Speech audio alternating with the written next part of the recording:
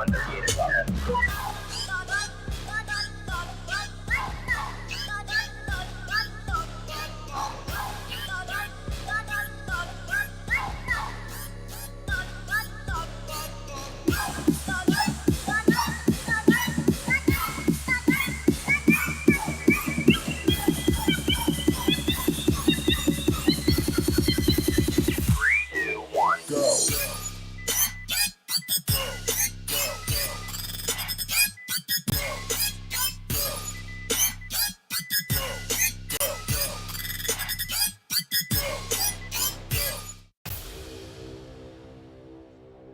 Broadcasting across Australia on Dare Media Group radio stations, this is the Sportcat Show, uncovering secret chapters, strange encounters, and the occasional technical mishap.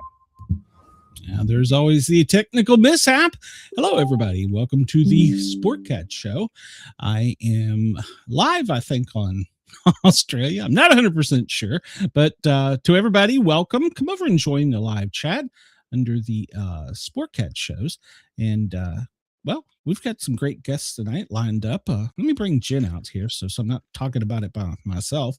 Not sure where our guest is, but we are live. I do know that much. And we will be replaying this on WRFN, Radio Free Nashville. So there is that. Let's see. Okay, so I just messaged Australia and they said we'll fix it. Okay, so if you can hear me in Australia, awesome. If you can't, well, awesome too. So sorry. All right, so let's get into this chat a little bit. Yes, we have two great guests lined up for tonight. The first one, if he shows up, is Randy Weir. He's basically a, what do you call it? Criminal, what do you call it? It's like a mystery, crime, suspense kind of thriller author. Yeah, crime all novel. those things. Yes, crime novel. And then our second guest, well, that's the one Warren's looking for. He's looking for the penis fairy. So, yeah, the title got him. So you could think that's the only reason he's here. Could be. So you'll have to wait an hour to ask that. Oh, well, thank you, CB. Let's see. Make sure I haven't got an email saying I can't come tonight. And no, already looking forward to seeing it. See you tonight.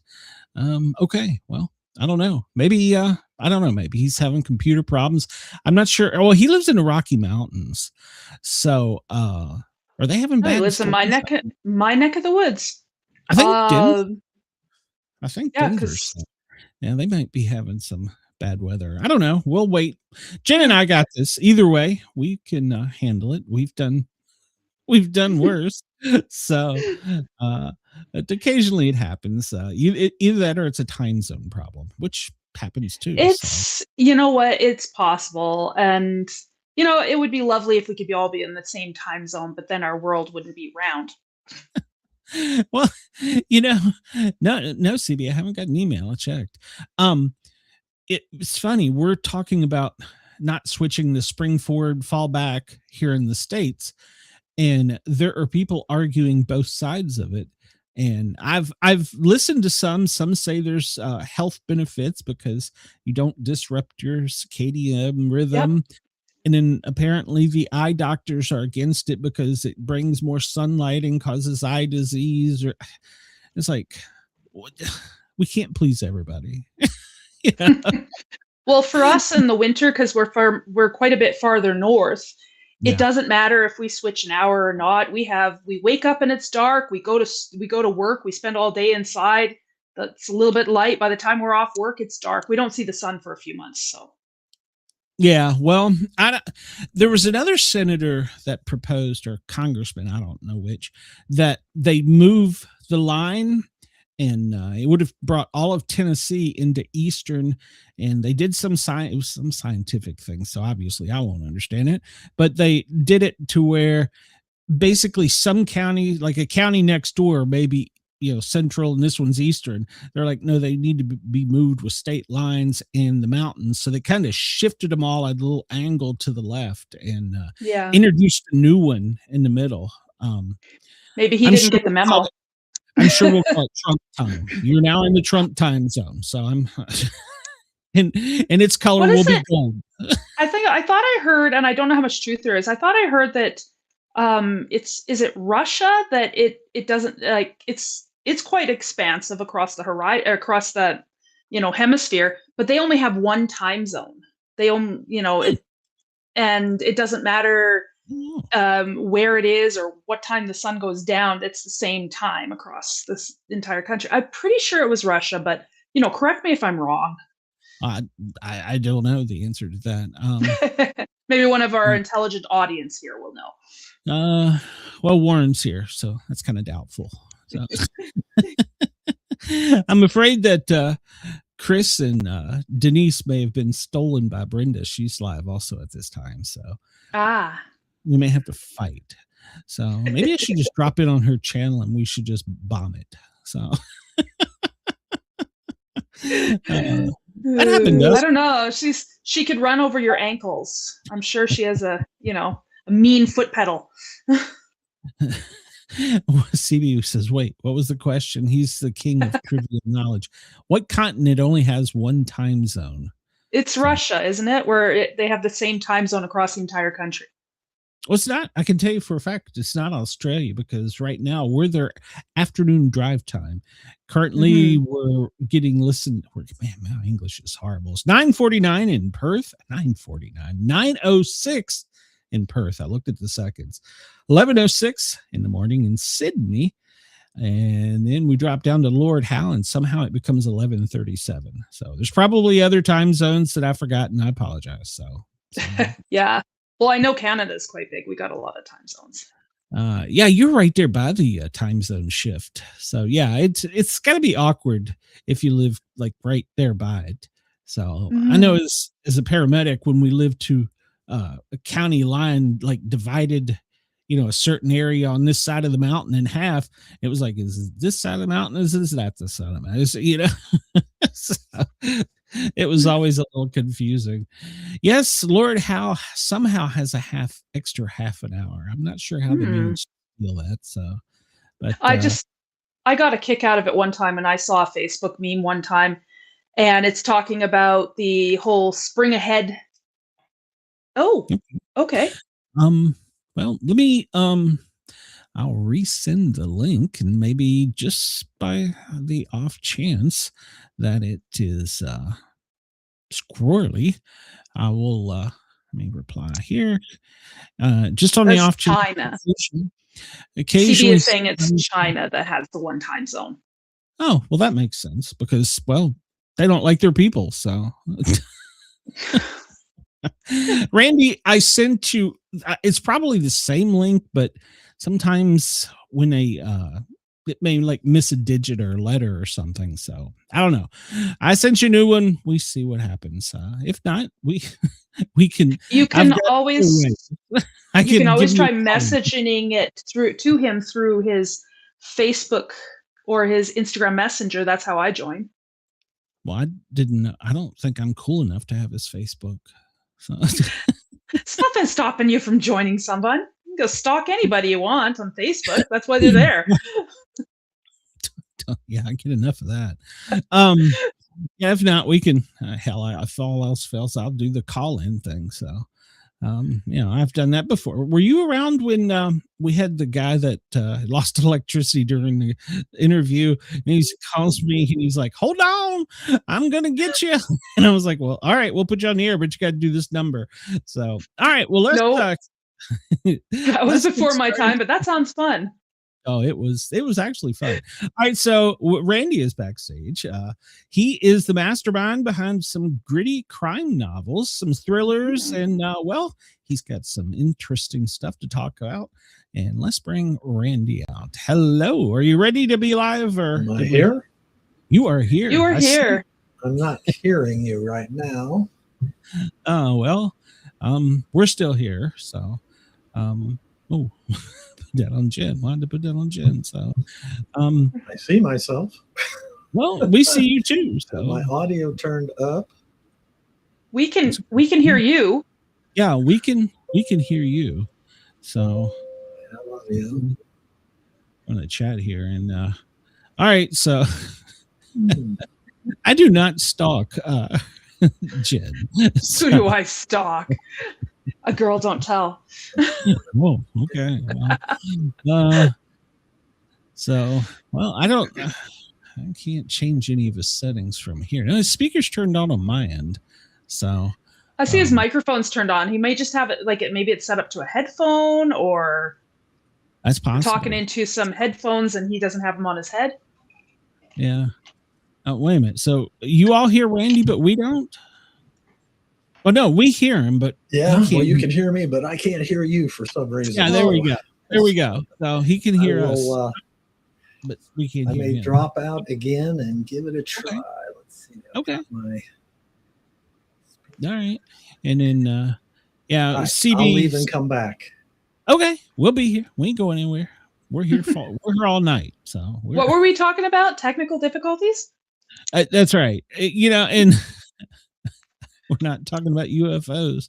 I need to schedule a UFO show so you get the full benefit of a UFO show, because I mean, all but my screen glowing has happened when I've had UFO shows. I had somebody in the chat say, there's something walking behind you. And I'm like, okay, you're messing with me.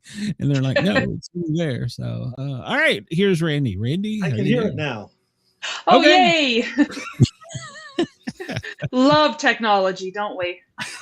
This stuff is supposed to make our life so much easier. I worked in the IT world. I'm retired these days, and I dealt with this stuff all the time. And yes, there were many a times people would come up to me and go, "How do you deal with this stuff?" And I'm like, "Well, yeah." Some nights I just attribute it to Gremlins. So I always say it must be like invisible Pokemon floating around.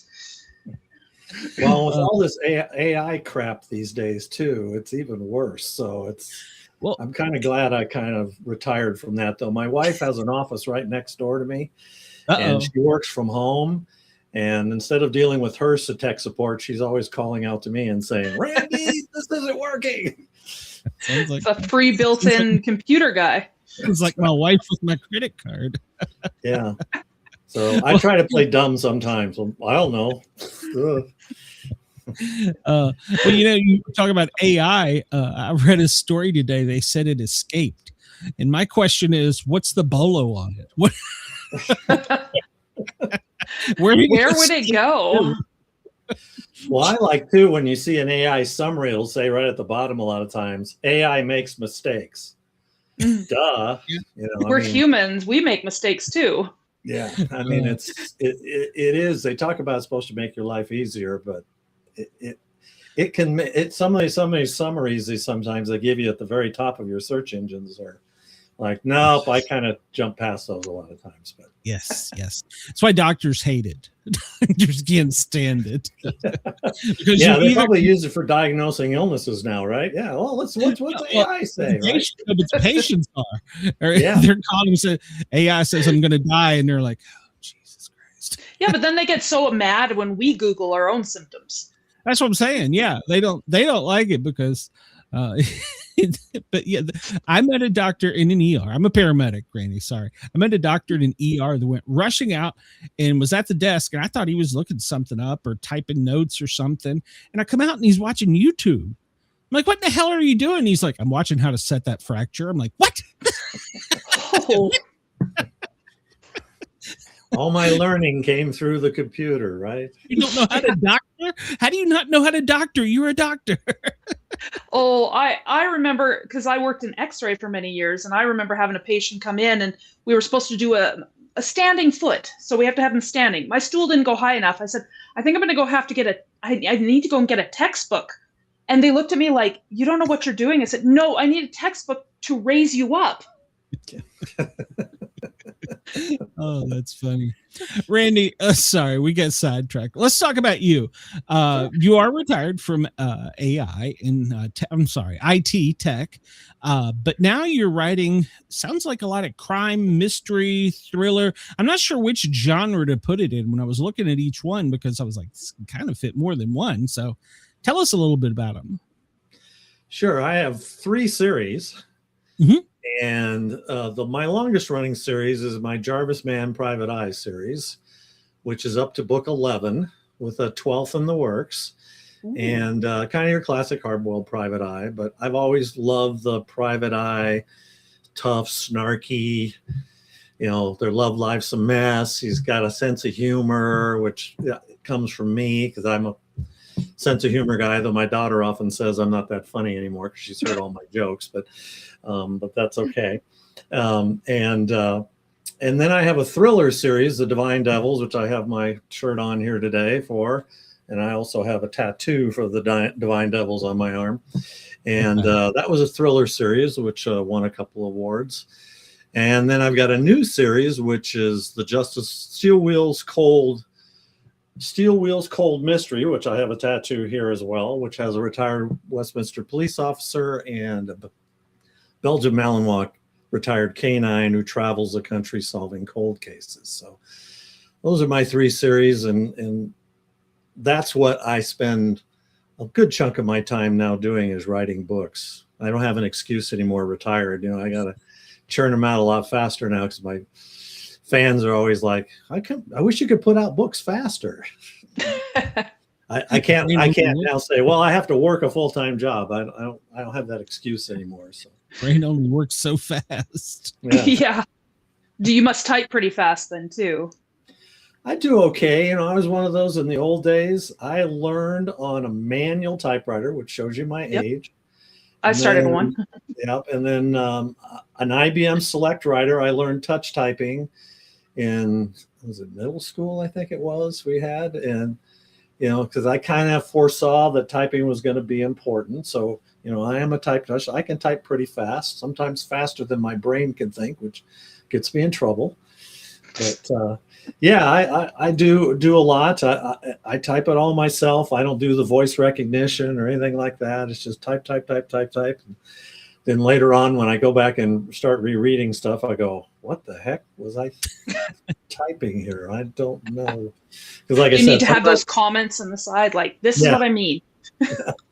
My brain just goes faster than my hands sometimes, and my hands goes faster than my brain, and it just keeps typing. And sometimes I type some words and I go, where did I get that word from? That's not what I meant there. I used to have an old Windows or Word program, and I'd be type, and I'd stop, and it's still typing across the screen. I'm like, maybe I need to update my Word. Yeah. I couldn't keep up with on your computer sometimes too. If it doesn't have enough, it would. In the old days, if you were a faster typer, it could not keep up with you. Now, they're pretty quick. When you started out, did you start on like the typewriters that had the little thing that like comes up and hits the paper?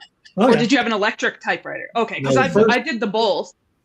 Right. The first thing I had was an old manual. I think it was like a Royal typewriter. And I think with my newsletter, I even put a picture of what it looked like, and it had the ribbon, had the red and black ribbon. And then sometimes it would have the correction ribbon as well. So you had the 3 different ribbons on there typing, and that thing, would get gunky and dirty, and you had to clean off the letters on there. If you typed too fast, they sometimes would catch and stick together. Yeah. Oh yeah. That's what I started on. Then I got the old electronic, the IBM Select Writer, and of course it had the little rotating ball with all the letters, and you could type pretty fast. And that thing was, like it was very loud sometimes. Well, mine, the one that I had, it still had a strip. It was an electric one. It still had a strip, but it had a whiteout strip too. Mm-hmm. So I could go back and correct things and take them off. But I remember my grandparents had an old typewriter, and it would make that loud ding when you get to the end of it. yes. Well, and then you would slide it back over again, and you'd hit the lever and go. Yeah. Yep. I forgot about that. We thought that was great. I remember in some really early days before I was even published, I was writing. I even would take the manual typewriter with me when I went camping, and I was in a tent, and I would type them away. You don't need power. I don't need power with a manual typewriter, right? You have a laptop, you got a battery, but the battery only lasts so long. So I did a lot of typing in those. I even still have in a fire safe over in my closet here some of the old stuff that I typed, for the Smithsonian, maybe one day. We'll see. I was trying to tell my boys, and they didn't believe me, that the very first computer I had, well, our family got a Tandy 1000. But then when I was older, I got a computer secondhand from a college. It didn't even have a mouse. It was the old, you have to go, when you load it up and then /win. My brothers thought it'd be fun to go /delete. Yeah. First computer I had was a Coleco Atom, if you remember those. That was an 8-bit computer. It came with a dot matrix printer, really loud, really slow. Yes, I remember those. Mouse. It had a tape drive that it stored the data on. And that tape drive would just spin and spin and spin. I think it had, I don't remember how many K of RAM it had. It was nothing in those days and stuff. But you would store everything on those tapes and take them out. And they eventually, you could cut into them and add a hard drive when it was time. And, I mean, I was at the very beginning. I remember the Tandy computers. Yep. IBM PC Junior was very popular. And, my first word processor was, it was ran on, AMI Pro was one of the first word processors I ever used. And I still had some files that I transferred over to Word. I did some Word Perfect at one time. Yep. That's what I started. Yeah. We're showing how old we are. Yeah. I mean, that was in the 80s. I mean, so it wasn't that long ago, but still, it was pretty Well, they were amazing. around for a while. They were into the 90s because that's when I started using them.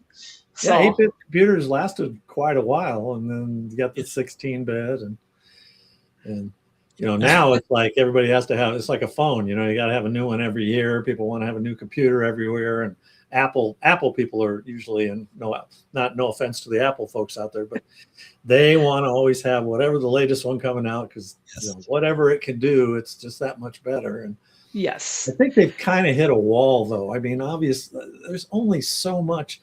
I mean, how many megapixels on a camera do you need? And your computers are so fast. They say this computer is so much faster than the last computer, and then they make software that just slows it down even more later, and then they force you.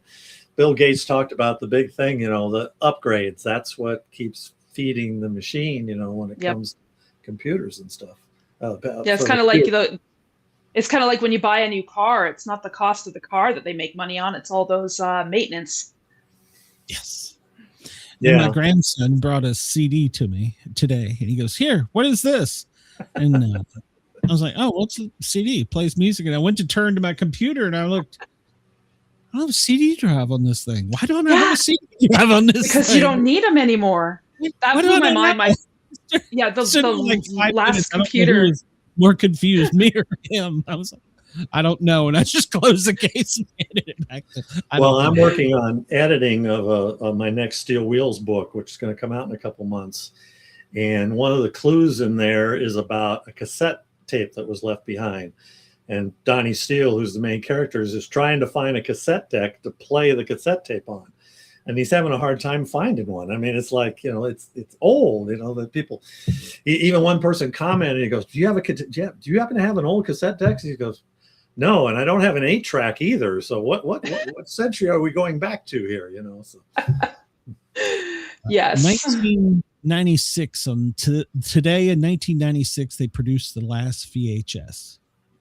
I was going over that in my daytime show, and I'm like, well, you had Beta before that. I mean, Beta was really a better quality and didn't survive. Same thing with Blu-ray discs, and there was a couple different Blu-ray standards. I mean, it's. Yeah. I know my kids ask me, it's like, Mom, what is Blockbuster? renting movies, right? That we used to go every Friday night to rent movies. Yes. It's like, why didn't they just get it from Netflix? And I was like. Yeah, it was on Netflix. The whole era. Well, and how many times have we bought the music that we own, right? I mean, if I go back to my days, I had 45s and LPs, and then it was maybe cassette tapes, and then it was CDs, and then you bought the digital version, and then there's a few different qualities of digital versions out there. So yeah. I guess it's just another change that's happening, but there was something I saw. It said that it was one of those memes that I saw, because I see a lot of memes and I tend to laugh at them and then I remember them. I thought AI was supposed to help us write, not write for us.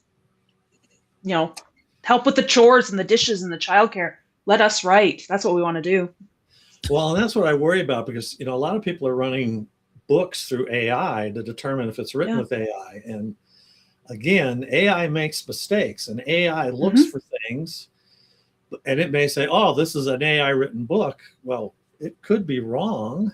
I mean, I've never used AI for anything in my life, but there is AI built into Word that I use. Copilot, which I turn off immediately, though Microsoft likes to turn the darn thing back on all the time, which frustrates every time you open a new document. Every time there's an upgrade too. Every time there's an update or something, I just want to do it.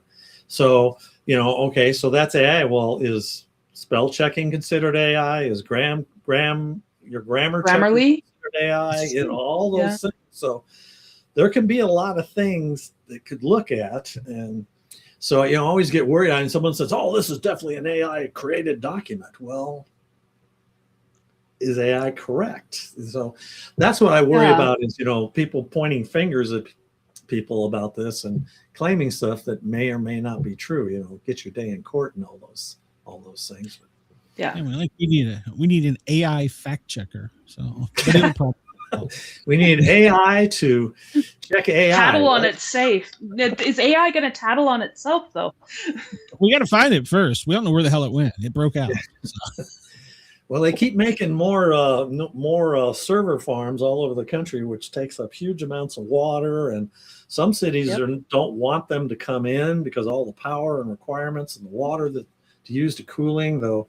They're trying to come up with servers that don't need the water to cool. So there are other things it's going to use. But it's going at a crazy pace. And of course, anyone who's in a sci-fi fan has seen like Terminator and all that. And they're thinking, is this what's going to happen in the future? You hope not, but. Yeah. Well, they can, you can be driving down the street and one of those cameras can catch your plate, recognize your face. And if you're a bad guy, it'll follow you around until you stop. And then they know where you are and boom, they just come get you.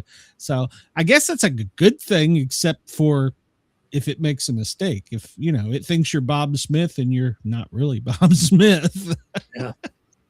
Well, I know in my books too, my private eye, he uses, and my other characters too, but, he uses social media sometimes, and he uses the internet to research, the old days, the gumshoe and, got to get out on the street and do the work and chase things down. And maybe you looked in a phone book to find numbers and everything. Computers have made life a little easier for the private eye, and social media, you can learn a lot about someone from social media, which I'm always amazed how much people put on social media sometimes, and sometimes will come back to bite them too if it's something work related as well. But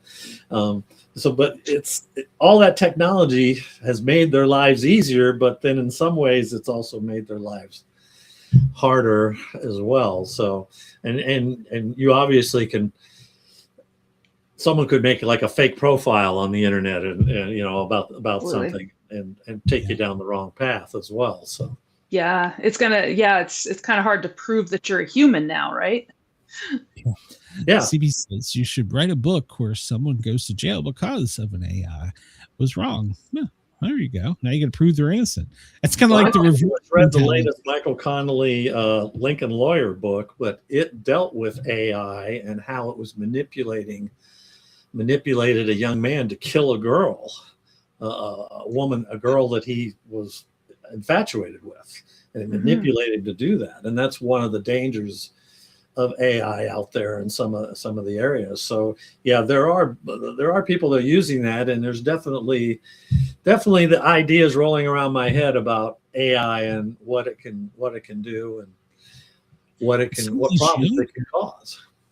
Yeah, some of these younger people are talking to it like it's therapist, their best friend, or and that's what was happening to this boy, and it was the algorithm was targeted to to the young boy to try to manipulate his emotions. They were doing it on purpose, even though they denied that. And then they got down into the code, and everything, all that was there.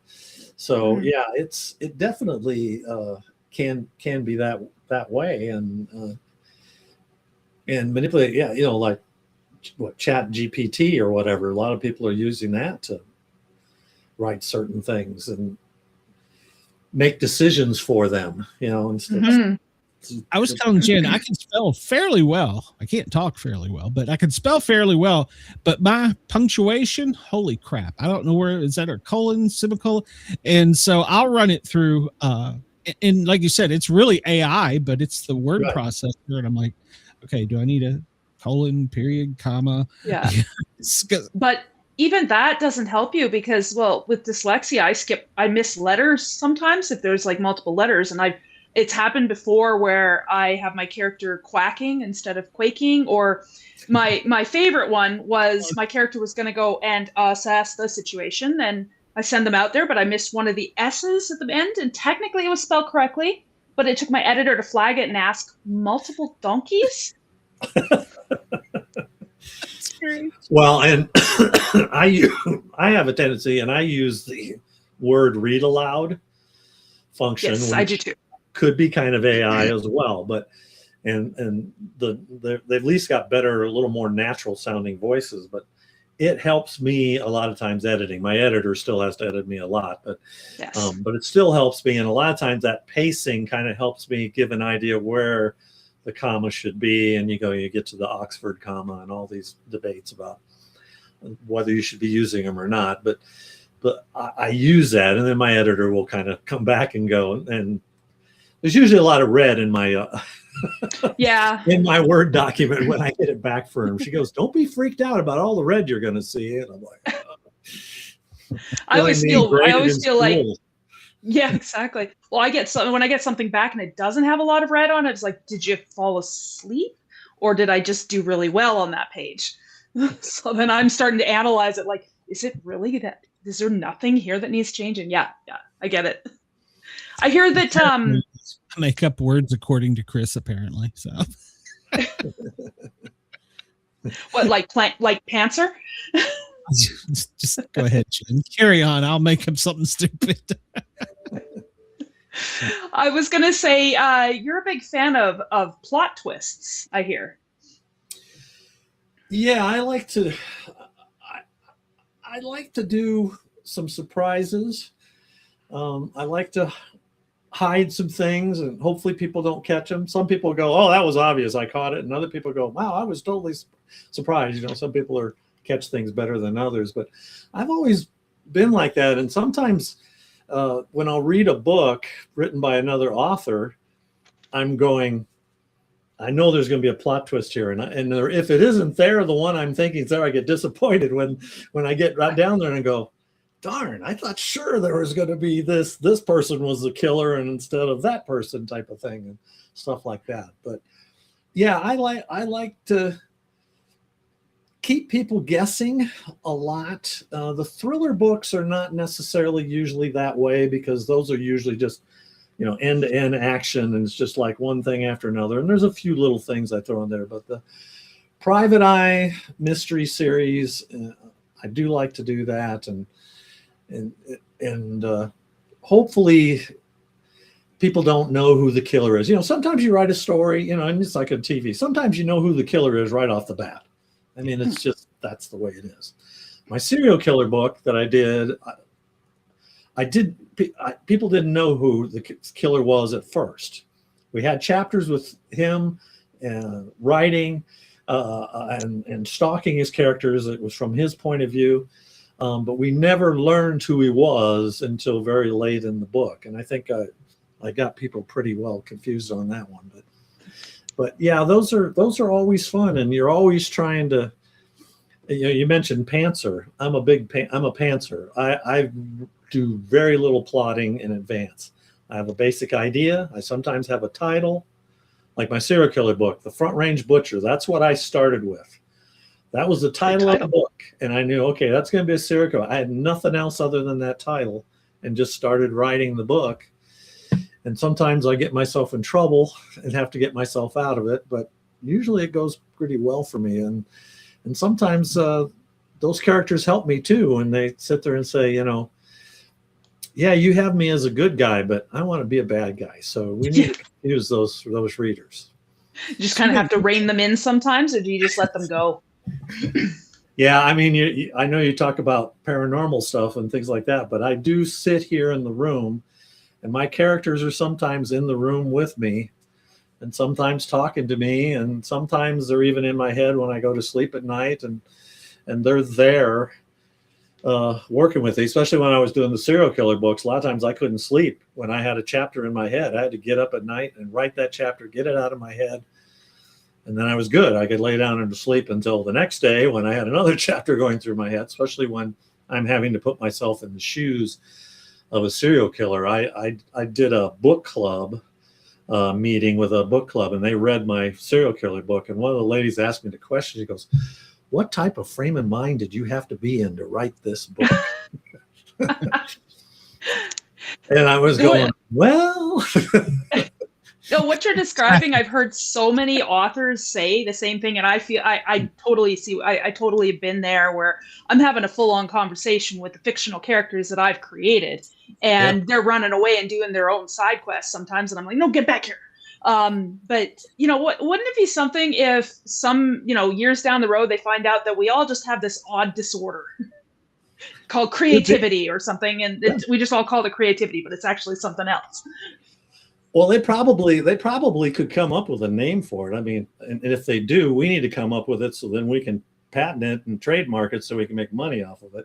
Yeah. But then some doctor or a pharmaceutical company will come up with a drug to suppress it, and then and then there'll be no more new books. Zombies, right? Here's a pill. I wonder how many closet writers out there are writing in secret, not telling people that they're writing in secret, but because they think that this is bad, that the characters in that they're creating are talking to them, and they don't know that that's normal for writers. Well, and I have my own podcast as well. And JM, you've been on my show, bringing life to characters, but that's one of the things people talk about a lot of times, and some people have those same experiences, and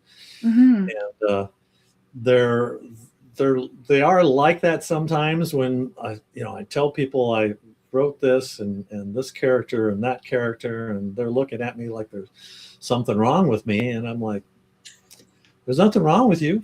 Just once I write the story, it's usually out of my brain. I put it on paper, it's gone until the next idea or the next ghost or fictional character jumps in my head, and then that one will occupy my space until that next book is written, or characters in some cases and stuff. So I as I often tell people, there are worse things in the world to have a problem with. As long as you're not walking around mumbling to yourself all day long and wandering the streets aimlessly. If you're sitting at the computer writing, then you're good. Where I come in as a paramedic. Maybe that should be one of the questions when I pick up this. All right, do you know what day it is? Do you know what time it is? Do you know what day it is? Do you know what year? How many quarters make $1? Who's the president? Have you ever written any books? That's right. Yeah, because there's like similarities in a lot of authors too. Like, a lot of us are introverted. A lot of us are very creative. A lot of us have multiple creative talents or outlets that we've done. Just a lot of authors that I know either draw, write, sculpt. For me, I play piano, and so it's just different things that it's just different side of our brain that's active, and it's all creative. Well, and for me, and this is another question I ask on my show too, but for me, it can be very therapeutic. It is, yeah. I find writing, whatever frustrations of the world that might be I'm having, whether it's something personal life or politics in the world or whatever's going on outside, sometimes you just sit down and write, and you might make a character there, and that character who's bugging the hell out of you, kill him off, or Yeah. or put him in a situation, or do something. That those things do. The new book, the new series, the Steel Wheels Cold Mystery series. He's a retired Westminster police officer. Is frustrated about a murder that never was solved. His wife had passed away recently. He's dealing with that. He's dealing with, life and death and everything else. And those are all things that, as I'm getting older, I'm turning 67 next week. So, those are all things going through my mind now. And that character, I'm kind of funneling a lot of that stuff into my character, God and spiritual stuff and all those things. And at the same time, he's solving crimes. So it's, so there's a little fun aspect to it, but as well, which I wish I could go out and solve crimes, but so I just do it through my characters. I used to say that. Oh, sorry, Glenn. I was just gonna say, I think we all change as we get older. I mean, we do. We You don't think about something the way we did when we were 20, when we're 40, when you're whatever. I'm 32. I think. Okay. I think that mustache is at least 32. Yes. Yes. I think that we gain life experiences and then it changes our outlook on life. But I used to jokingly say, and now I'm wondering if it's not so much of a joke, that writing for me kind of satisfied my God complex, is what I jokingly used to say. It gave me something to control. And I think that some of the best characters that are written are ones where the author is able to jump into them and to be connected more emotionally to them so that they can write them better. Yeah, I mean, those characters are great. And that's another question I asked too. What, for an author, what do you do to bring those characters to life? That's a key thing to me. The characters usually, I always have a title and a basic plot line, but still those characters are still the blood and guts of your story. If you got a good story and sucky characters, you generally aren't going to have a very good book. I think you can get away with a sucky plot line and still have pretty good characters, at least a marginal plot line, maybe not completely sucky. But if those characters are compelling enough to bring the story out and get people to keep reading, that's really the most important aspect. And I spend a fair amount of time thinking about my characters, and some of my books I have 50 or 60 characters in. Not all of them are main characters and big parts, but they're all there and they all play a part in the story, and they're all an important aspect. Even if they're only in one scene or have a few lines, they still count to keep the story moving. Wow. Yeah. So had you ever had any law enforcement or police training or anything, or is this? No, I wanted to be a police officer when I was growing up. And I even tried out as a firefighter at one time. I was on the hiring list, but I wasn't high enough. But I always had that, but I was never a big fan of guns. And part of that goes back to when John Lennon was shot. That was a big event in my life. When John Lennon was murdered, I just, and I really, really did not like guns. And we can get into the debate about the Second Amendment, and I've talked about that all the time in my books. But and I think it's still an important amendment, and it's important to this country, and I understand that. But as with everything, there are limits. But I wanted to be a police officer, and I just never got into it. What I did do recently, and I encourage everybody, if it's offered in their area, I did the Citizens Police Academy here in Westminster. And it was an 11-week course. I actually started it right before COVID, and they had to shut it down. And then it was like a year or two later, and they finally brought it back, and I had to start all over again, and they invited me back. But I got great insight. You get to do a ride along with a police officer. I got to see the canine Belgian Malinois in action. I got to see a flashbang go off. They roll it out into the parking lot, and I'm like, oh my gosh, how loud that is. The SWAT vehicle that they have here in Westminster. Got to talk to a drug enforcement agent. The DA of the county came to there and got to talk to him, and he even invited us to be on a jury type of panel where their DA interns would question us as we were possible jury members, and they would ask us questions and stuff.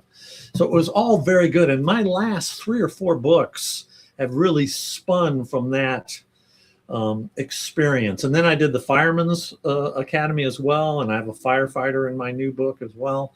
And I think you draw that experience from where you can get it from. And then I was always a huge crime reader as a kid. I read Ian Fleming, the early James Bond books, and then it was Robert Ludlum and the Bourne books. And then I became a huge Robert B. Parker fan, and the Spencer series has always been a huge thing for him. Long live Robert, even though he passed away in 1980.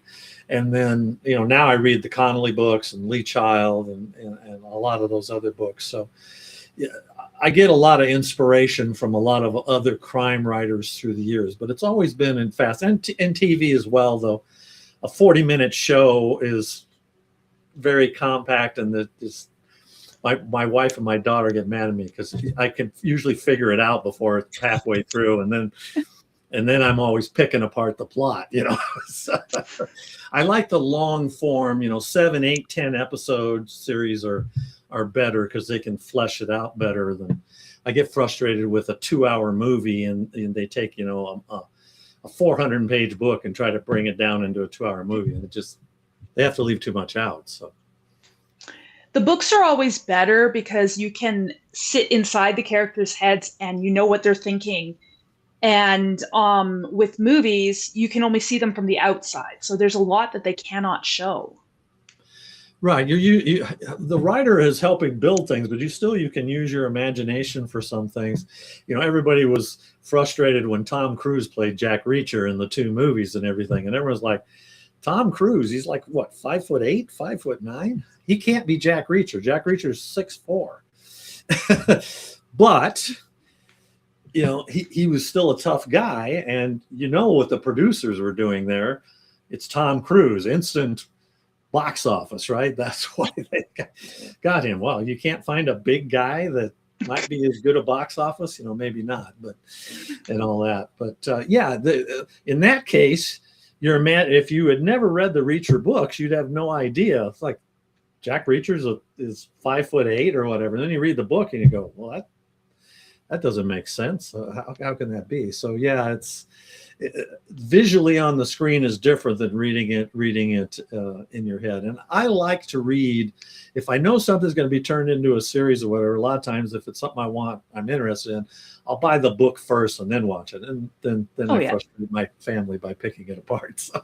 Yeah. I did that with a recent movie that came out. My friend said, let's go to, what was it called? Hail Mary, I think it was. Yeah, not Hail Mary. Andy Weir was it one? Hail Mary? Yeah. So I said, well, I'm going to read the book first. Mm-hmm. And I'm glad I did, because there were some things that I couldn't, it was explained after the fact, but it was a lot easier to understand that what was being said behind, or what was happening behind the scenes that I couldn't show. And The Martian was the same way. I read the book, yes. The Martian first, and then saw the movie. And then, and again, it's a director's vision, so he changes things and has to fit within the timeline. It was still entertaining, but it wasn't the same. Yeah. The character was more or less, and they did well, and all that. But yes, Project Hail Mary was what you're talking about. And Andy Weir, wish we were related. We're not. So. I know, that's when I saw your last name. I was a couple times and no, different families. So I was thinking about that too when I saw that. I was like, wait a minute, it's not the same last name, different genre. But so yeah. I take it that you read a lot in the genre that you write. Mm-hmm. Is that important, or should a person branch out into other genres as well?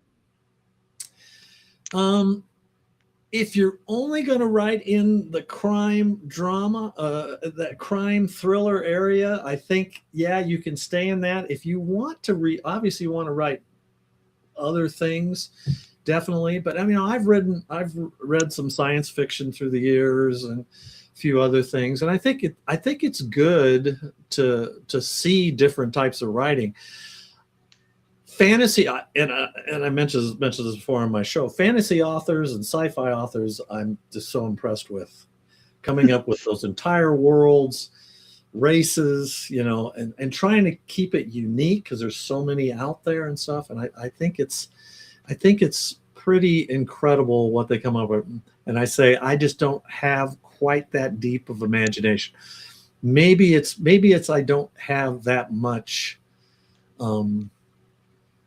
time to sit down and think through all that too, because I think a lot of times, and I ask about that too, pantser or plotter, and it's like, I would think you would need to have some type of flow chart or something to keep track of all of that, especially the different worlds and the races and everything else. And see, I'm the opposite because I write fantasy, but I feel like if I went to go to try to write a mystery, and I would have to, it would be very difficult for me. I'd almost have to work backwards to find out the bad guy and then try to piece in the little pieces. I don't know if I could do it pantser wise. Yeah. If there's a lot of action and stuff, I'm like all for it, but it's the getting down to the details of it. Even those the little follow the maze with your pencil and stuff. For some reason, I can't do it from end, start to end. I have to go from end to start on those two. It's just weird. But yeah, I admire mystery writers for the same reason. Well, and sometimes I say my characters help me too, and sometimes be amazed. You'll just start typing. For me, I just start typing away, and I just go there. And I'm very much a streak writer. I might start out slow, take me a few months to get the first few chapters, and like this latest book, I blew through the last half of the book. It was just there in my head. And it's like, I'm going to write this rest of this book. And it was one of the fastest books I've ever written. It's 135,000 words too. So now we're doing the editing process, which is more of a, oh, that's painful. More of a grind and stuff, but we're getting there. I'm down to the end of this after I got the first round of edits from her, and I'm down to the end to send back to her for one more round from her. And I was reading some of the chapters, and honestly, and it's interesting when you read your own work. Sometimes there were some chapters that were moving me that I had written there. I'm like, I had no idea until I started reading it, and I was almost tearing up sometimes with some of the stuff that I was writing, which is real unusual for me. I'm not a teary-eyed guy, so I'm hoping it's coming through. It will come through and do that to the other people who are reading it as well. So I find, oh, sorry, Glenn. No, I was just saying it was interesting. I was going to say that it sounds like you're of the same mindset. I think that the beginning parts of books, the first, I'd say 10 to 15 chapters are the most difficult to write. In my mind, I think it's because that's where you have to set up everything. You have to introduce your character, introduce the setting, the scene, what the danger is. But once you get all that done, it's kind of like, okay, now it's just adventure. Well, and I think, and for some people too, you can lose them in those first few chapters too. So you got to make sure, thrillers, pretty much it's wall-to-wall action.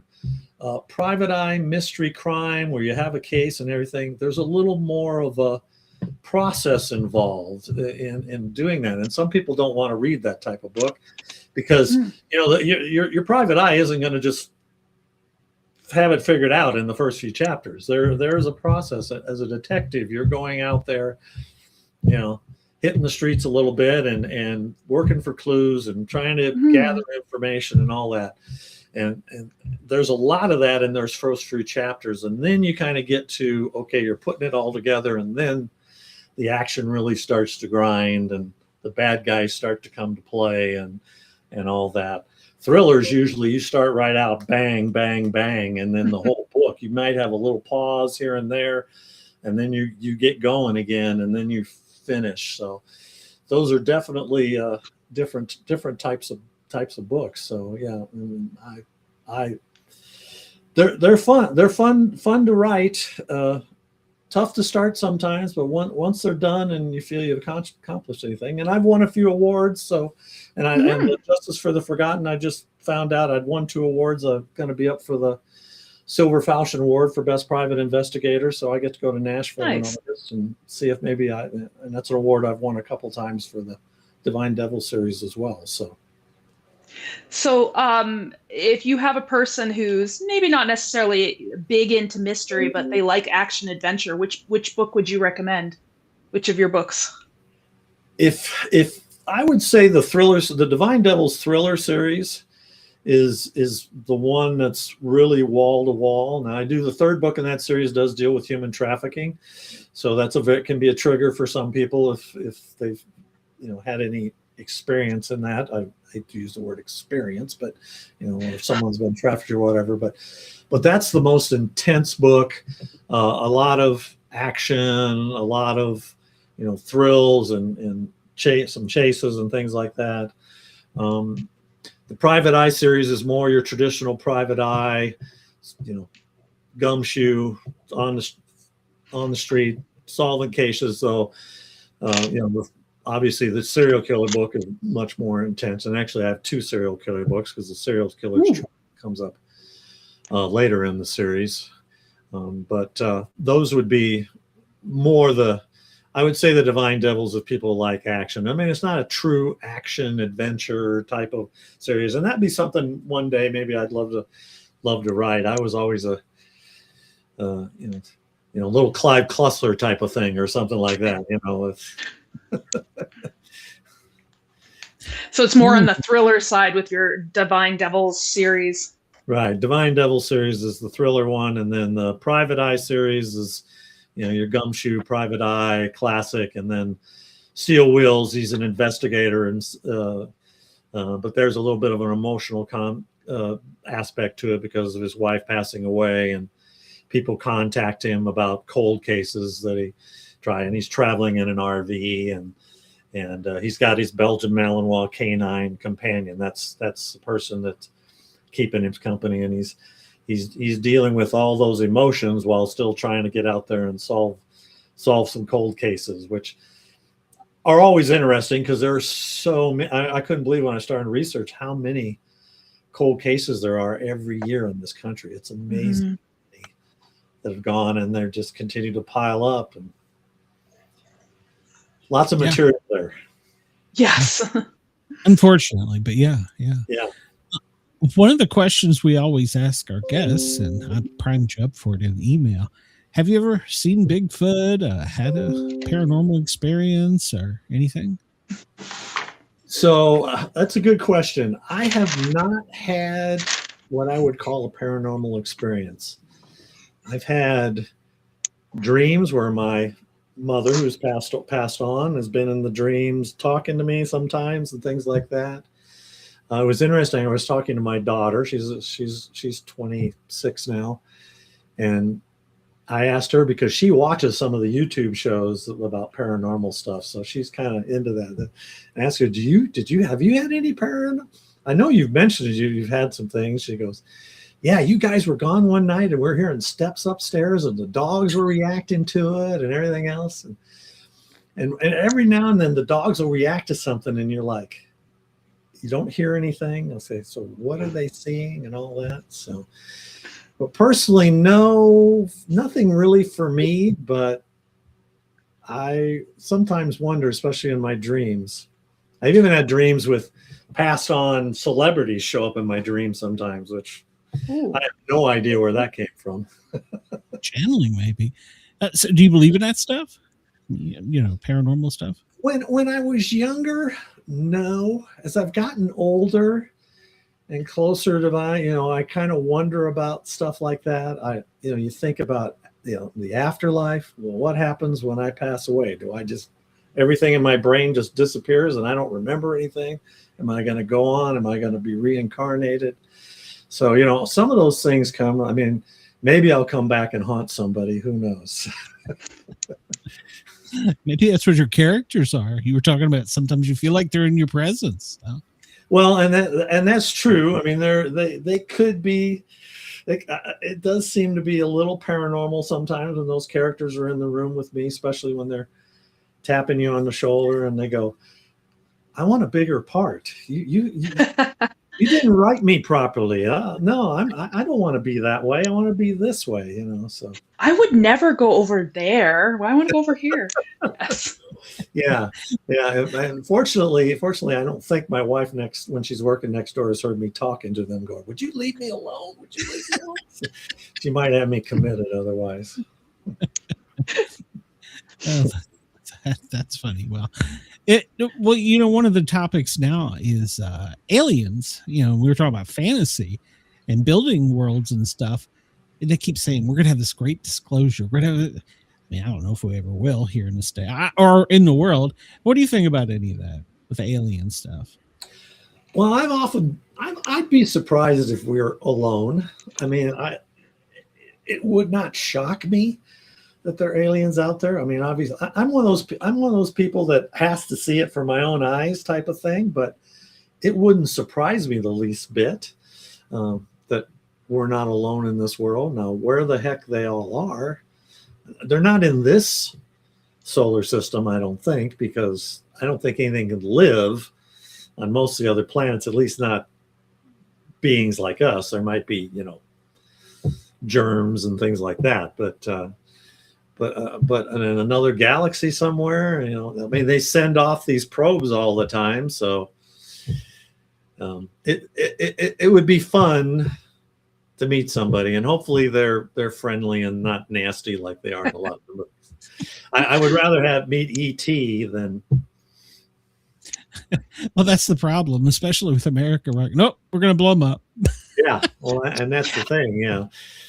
That's the first aspect of it as well. So, you know, Close Encounter, you know, Spielberg, you know, he's done a couple of alien movies, and usually it's more of a positive experience, you know, Close Encounters or E.T., but of course he's had some that were not necessarily Close Encounters. I think we need to worry more about the people on this planet than somebody out there, honestly. Or who becomes the ambassador to them, the first person that they meet. There's some people I don't think I wouldn't recommend them meeting first. I was reading some of the comments on one of the articles in a news article, and it hit me funny. They were talking about the mayor of New York City, and they're like, why don't you stop worrying about all that other stuff and fix our potholes? Because to lose people in them. Yes. Yeah, stop worrying about this other stuff. Fix the potholes. Yeah, we want whatever affects us to be fixed, right? If it's not affecting us, maybe we don't care so much. So yeah, we all kind of get kind of a narrow focused view on something, and not worrying about everybody else. But have you ever thought about putting any paranormal stuff in any of your books? In Justice for the Forgotten, his dead wife does talk to him a little bit. Huh. In one of the scenes in there, he'd gotten the crap beat out of him, and he was a little beat up and delusional, but he felt like she was there telling him to get up and get going and get moving. So you could say that's paranormal. It could have been just part of his delusion from being injured, but there's a little hint of that as well. So I wouldn't call it a paranormal book by any stretch of the imagination, but there's a little snippets there of his wife encouraging him to move on, to get back up off the ground and keep fighting. Put your bootstraps up. Yeah. And that's what it sounds like your characters all do. Put up the boots, pull on the boots, let's go to work. So yeah, I mean they're tough people. They get knocked down, get back up. I know my private eye. Sometimes he's cracking jokes while he's getting his butt kicked. It's just one of those. It's kind of my sense of humor. But I've always liked that, and I mentioned this several times to other people through the years, but I think back on the old TV series MASH, where Hawkeye in the most horrible situations is making jokes. Yep. That's how he was dealing with it, and that's kind of the way my private eye is. he's dealing with those situations. In his case, he's using jokes sometimes to throw the person off a little bit too, and go, huh? What the heck are you talking about here? He's trying to throw them out of kilter a little bit by cracking jokes when you would never think someone would crack jokes. And then bang, with the paramedic. Yeah. Go do the ride along with the paramedics. You'll see, you'll come out of there going, these guys are all twisted. So yeah. I was gonna say, yeah, like anything in the hospitals, we're cracking jokes too. Yeah, sometimes that's we're the old TV show Scrubs, and some of those they use a lot of humor in there to get through, and then of course they have the very serious moments where they're frustrated, angry, and somebody passes away and stuff like that. So I mean, humor is used a lot.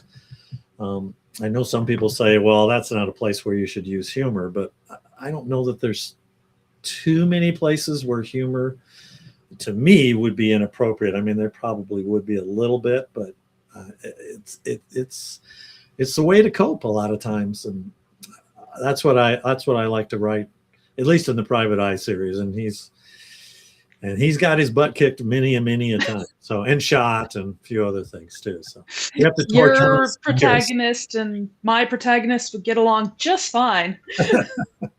We like to torture them, that's part of the fun. I was at Tucson, and CJ Box, who writes the Joe Pickett series. If you know CJ Box, he's a crime writer and Joe Pickett series. And I asked him that question I said, what is it? You just love to torture poor Joe Pickett in your books. I mean, he's got him shot and knocked down and everything.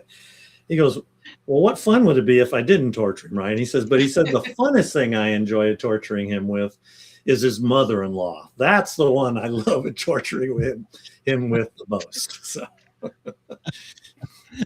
Apropos. Yeah. I don't know if I would put an angry mother-in-law in any of my books. Now that I think about it, they have the wrath of God some days. No offense, Jen. No offense. She'll be one day. So, well, and I didn't ask him. I said, I hope it's not based on your mother-in-law.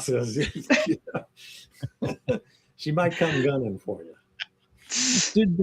With the dog, did you go out and get any experience with the dogs? Because those dogs are phenomenal. They can do superhero type things. So I have an author friend of mine, Kathleen Donnelly, who actually trains canines, various canines. And then when I was in the Citizen Police Academy, we got to see and I use a Belgian Malinois. That's what Westminster Police Department uses, a Belgian Malinois. And those are incredible dogs. They're like $10,000 to $40,000. They go to Belgium to get them because they're not as inbred over there as in the United States. But I saw them in action, and it's just incredible. And they use Dutch commands, which I use in the book as well. I had to learn the Dutch commands, so I did a lot of research on that as well. And they're amazing. And of course, we have dogs of our own. They're not Belgian Malinois. I've had labs, and we have a pit bull. So, you kind of get an idea of the emotions of the dogs, and every dog is different. But those dogs are just, and I wrote this in the book, and my editor said, well, you can't say the Energizer Bunny because it's a trademark name. But that's what I talked about. I just said the bunny on TV.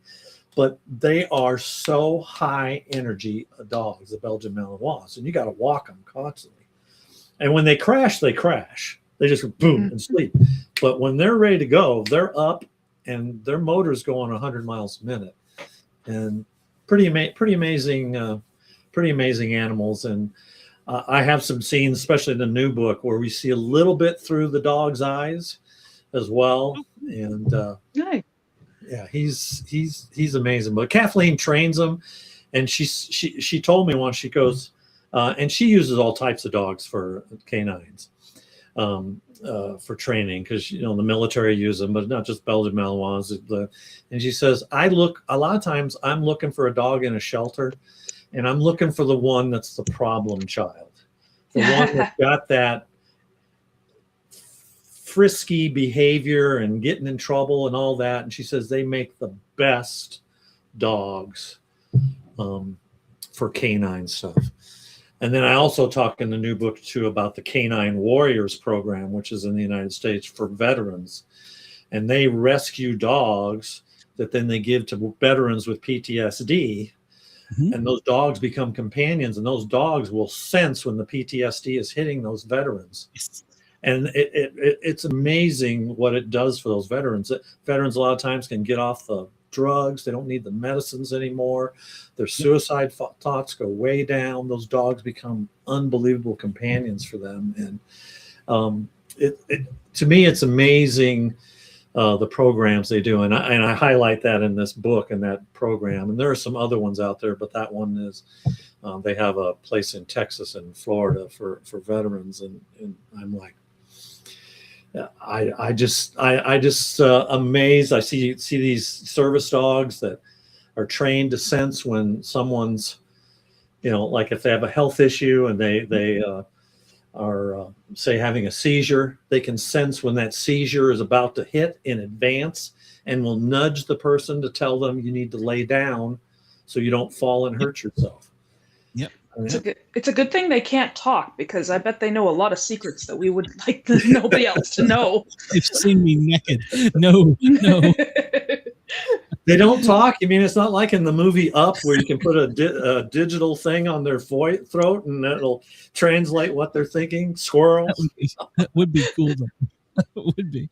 Well, one of the things you were talking about, as a firefighter, they had all of us after a fire wipe off with a towel, and we were to put that towel in a sterile thing, and we sent it off to somewhere. They were training their dogs to detect cancer, and we were the guinea pigs.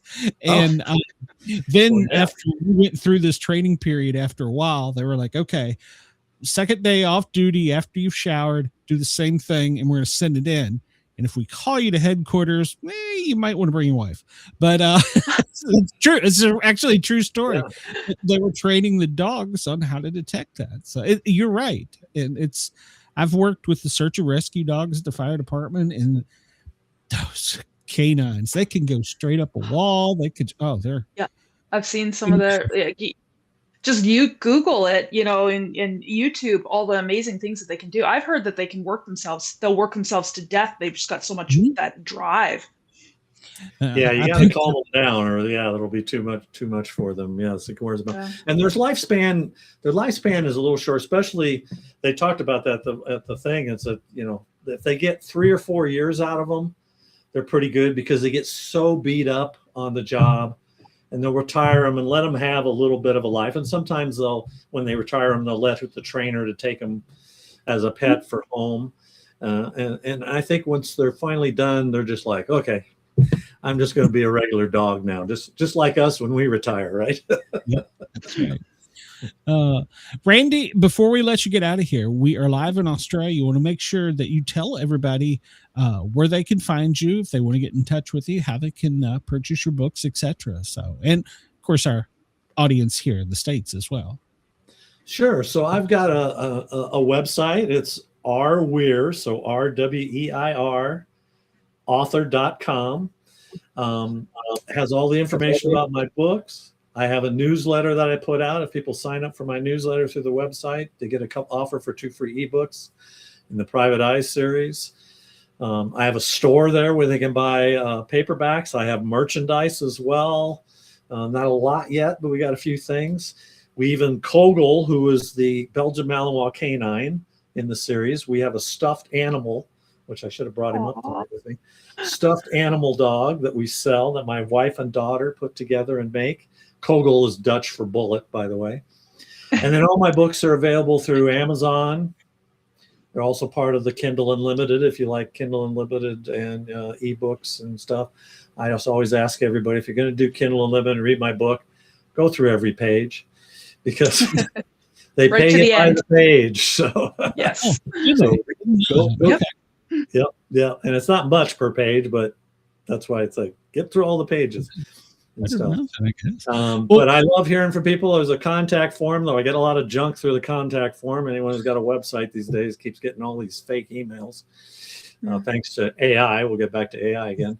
And And but I love hearing from people in there. But the newsletter is always the best place, and I put one out usually about every month, and what events I'm doing, where I'll be. And I do a lot of craft fairs. I do go to author events around the country. We've been traveling a lot the last few months, and I've got a few more trips, and we'll be going to the Killer Nashville event in August for the awards.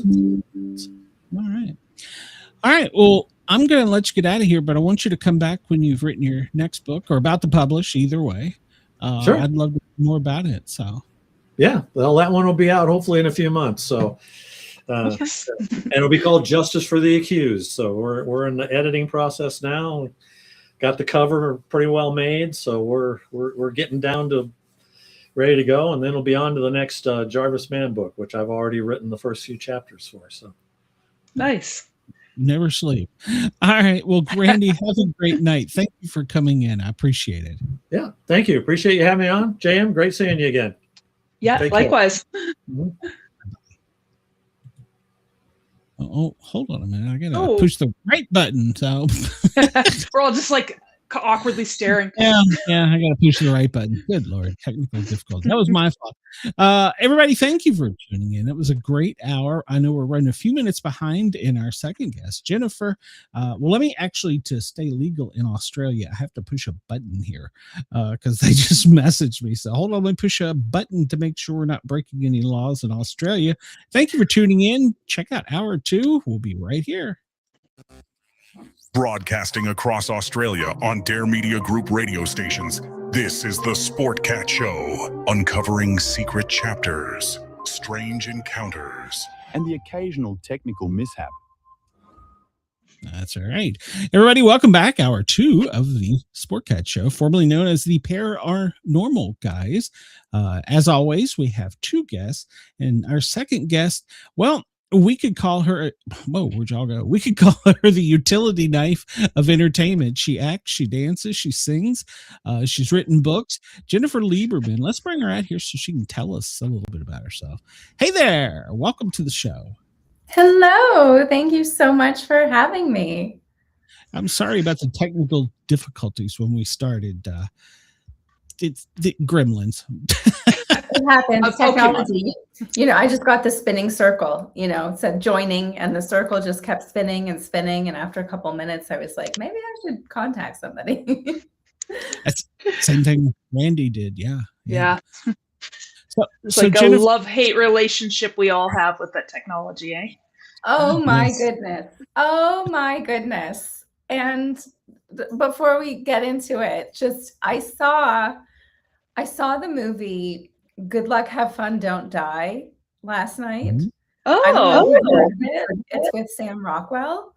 And basically he comes back from the future into a diner, and he's trying to collect people to try and help him save the world, because he comes from like a futuristic, apocalyptic kind of state of the universe. And it's because of technology. Of course. Of course. And then like the news came out today that one of those like AI systems went rogue and started hacking into a company. Yeah. It got out. Where did it go? That's what I want to know. Where did it go? Yeah. Like how do you capture it again? Like how do you arrest AI? Well, it's the people who I guess built it or are in control of it, who own it, right? Because somebody's owning and programming these different systems. Yeah, I don't know. And that's what's so scary, because it, you know, there are parameters and safeties in place, but it went rogue. So Rogue machine. Yeah. What do you do? Yeah, who knew it would ever do that? Next is going to start saying, this world population, we can solve that real quick. So, real quick. Exactly. Yes. So you have been in plays, you've been on television, the big screen, you've written multiple books. What is there anything you haven't done? Well, I have not been to the moon, but I aspire to get there one day. No, actually, not exactly. But yeah, I guess in a nutshell, I'm an actor who started writing and producing because I was tired of waiting to get picked. So I became a writer, I became a producer, I started in theater. But even though I started in theater, I always had aspirations of film and television. There's not really one box. Like, they are different. Each medium kind of has its own, specializes in different things, but it's all performance art at the end of the day. So, yeah. Which do you enjoy more? I'm sorry, Jen. That's okay. That was what I was going to ask. There's nothing like live theater because you're in front of the audience. And the way I kind of describe it is, when you do theater, there's an energy exchange. So even though you're on stage, it's usually a late night. You usually don't get out of the theater till like 11:30, if the show's not done until 10, and then you got to break down and, get costumes and makeup and get everything reset for the next day. But you're wired. You're like wired and you're fired up, and you can't go to bed. You go out and eat dinner at midnight, and then you're, get home at 2 a.m. and then you still need to unwind a little bit, because that energy exchange, there's like a feedback loop with the audience, and it really fires you up. So it's a totally different beast than working on set, whether it's for a film or streaming or, does TV even exist anymore? I don't even know what to call it, but let's just say in front of the camera versus on stage. In front of the camera, there's no feedback loop. And it's, they're long days. They're not, for the actors, they're not necessarily really hard days. The hardest part, unless you're doing like a challenging stunt scene or really like deep emotional scene, the hardest thing is the hurry up and wait. Because it's like, you have to be ready, but they might not be ready for you for 2 hours or 3 hours, or they have to adjust the lights, or, they have to, or you do the scene and then they have to change all the lighting and cameras to get the other side, So, yeah. Do you survive on like a lot of coffee? Yeah, it's a lot of coffee. And that's the other thing too. There's a lot of snacks, but the more snacks you eat, the more your energy wanes. Yes. And you're not getting, like, yes, you're feeding off of the other actor, but you're not getting that feedback loop from the audience. You're kind of giving it all and nothing's coming back to you. It's like rehearsing in front of a mirror. You don't get that living. Yeah, exactly. And and yes, a lot of times the crew is going to be supportive, and they're going to let you know you're doing a great job, and if you do a really difficult emotional scene or really funny, you will, but that's the thing, there can't be any reaction during, because the microphones will pick it all up. So it doesn't matter how funny you are, nobody can laugh. What I mean? Do you have people in the back like silently cheering? Well, all of that's distracting, right? Because you have a very specific eye line, and especially as actors, we're like really good at locking in and blocking out everything else that's going on. We get into like our tunnel vision zone, and we just kind of block out everything else. So yeah, so they're totally different, and they're both enjoyable, because anytime I get to create and I get to play and perform is awesome. But because of the feedback loop with live theater, there's something just really magical about it. That's, aside from just being able to do the performance. Does that make sense? That does make sense. Yes. Yeah. I think it's why you see so many people enjoy Saturday Night Live, or enjoy being on Saturday Night Live. They've practiced all week, they've got down, and then it's hurry for the live TV show. So yeah. Yeah. And a lot of times you see them break character because they make each other laugh so hard, and you'll see them like holding it in, trying not to laugh. So, but yeah, Saturday Night Live would be like a bucket list to ever get to do something on that show. That would be out of this world. I'm a huge fan of that show. I think the only time I ever was in front of an audience was when I was doing karate tournaments when I was younger. And I know what you mean by the whole tunnel vision, because if you don't have tunnel vision, you're going to get punched in the face, unfortunately. But you forget everything that's around you and you're just focused on what you're going to do. But yeah, that energy, I know what you mean. Yeah. And I started off as a competitive gymnast. Same thing. You don't have the tunnel vision, you're going to break your neck. Exactly. Yeah. So so it was a kind of good prep for being able to block out everything and just kind of focus on what's at hand. Yeah. As a paramedic firefighter, that's a bad thing for us to get it, but we often get that inside of a burning building because we're like, okay, we know what we got to go do, but we're not aware that the floor is burning under us or above us. So we're just, but now when we come out, we're jacked. We are like, even though we've been exerting ourselves, but we're like, it's all that adrenaline. So, well, exactly. It's the adrenaline. It just, it's like surging through you. Yeah. It's amazing. It's amazing what it feels like. But yeah, so I love stage, but like I said, I love all different types of performance, and I've grown into a writer and a producer as well, even though acting is my favorite. Performance is my favorite. If I got to pick and I was only able to do just one, that's the one I would choose. And I started the writing and producing to facilitate giving myself more acting work. But now I really love writing and I love creating stories. And I adapted one of my plays into a book. And so now I'm an author as well. And I've written some how-to books about the creative process. And I enjoy producing as well. And I produce productions that I'm not acting in and that I didn't write. So I kind of can assume each role individually, like as a standalone. And then a lot of times for my own projects, I'll wear all the hats to get my own stuff off the ground and made. Yeah.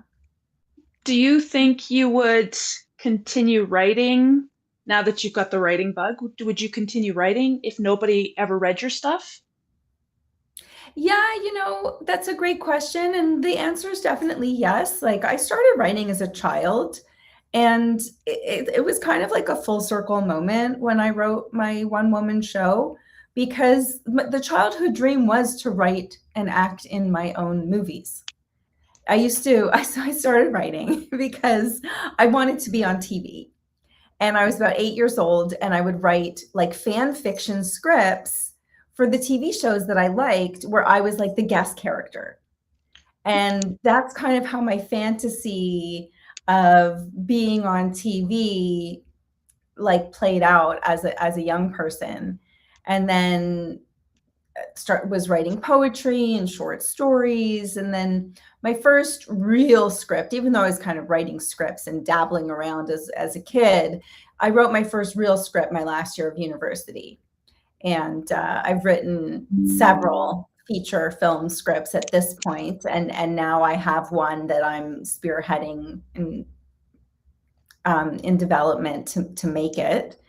But it's funny because, when you write your first one, you think it's so great. And then, some years go by and you write a few more and you're like, oh yeah, it's a good thing we didn't make that one. Practice makes perfect. Exactly. Just like the first draft of a book, right? You're not publishing your first draft. You're writing, a couple more drafts before you get to print.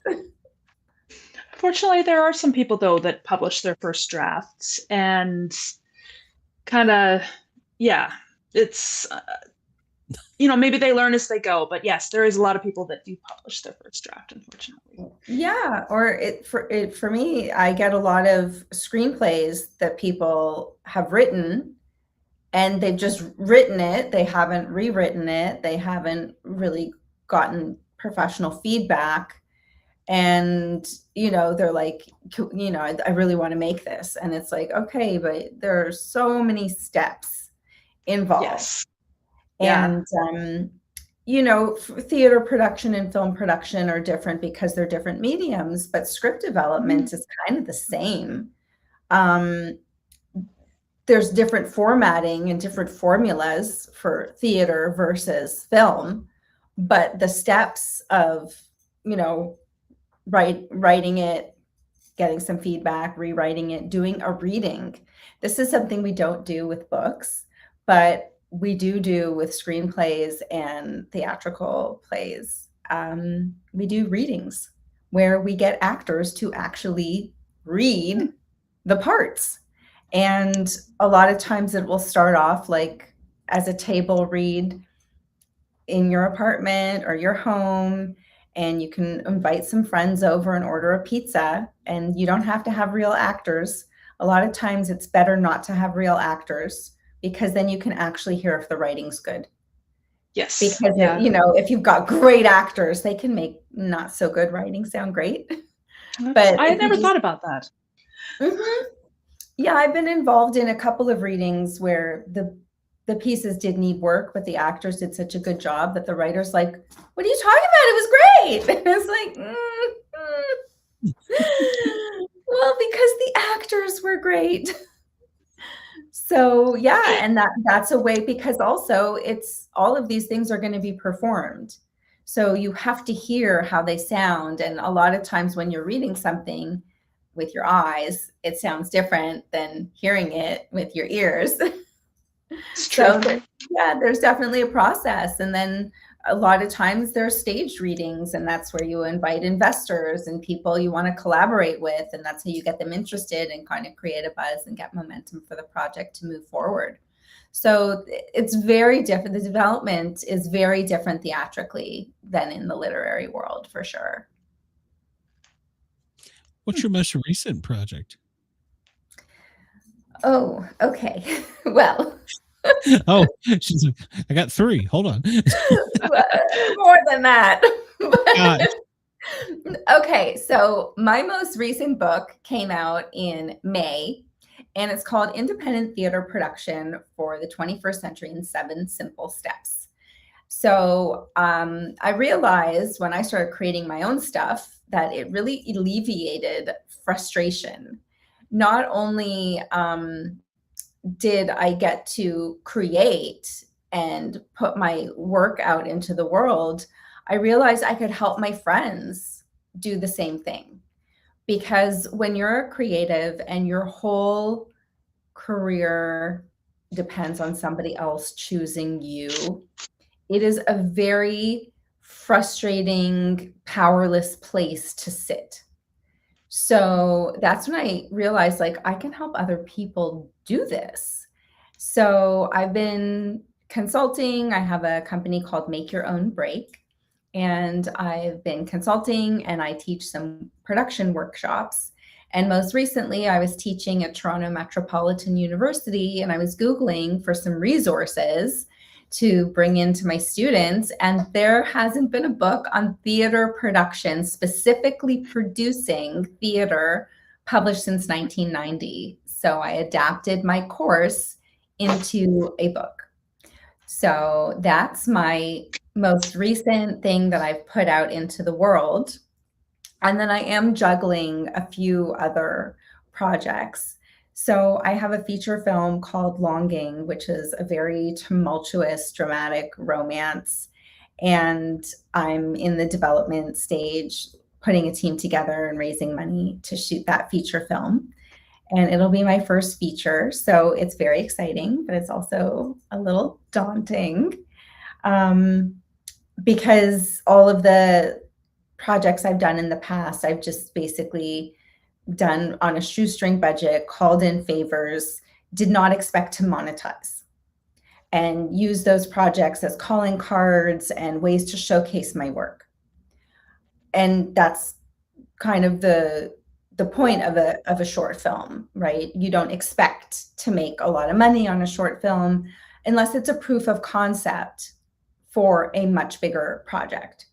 So it didn't really warrant spending a lot of money. So this is the first time I'm raising real money and definitely have to be able to create revenue from the project. So I'm taking my time with it, and I'm, you know, working towards getting the right ducks in a row, so to speak.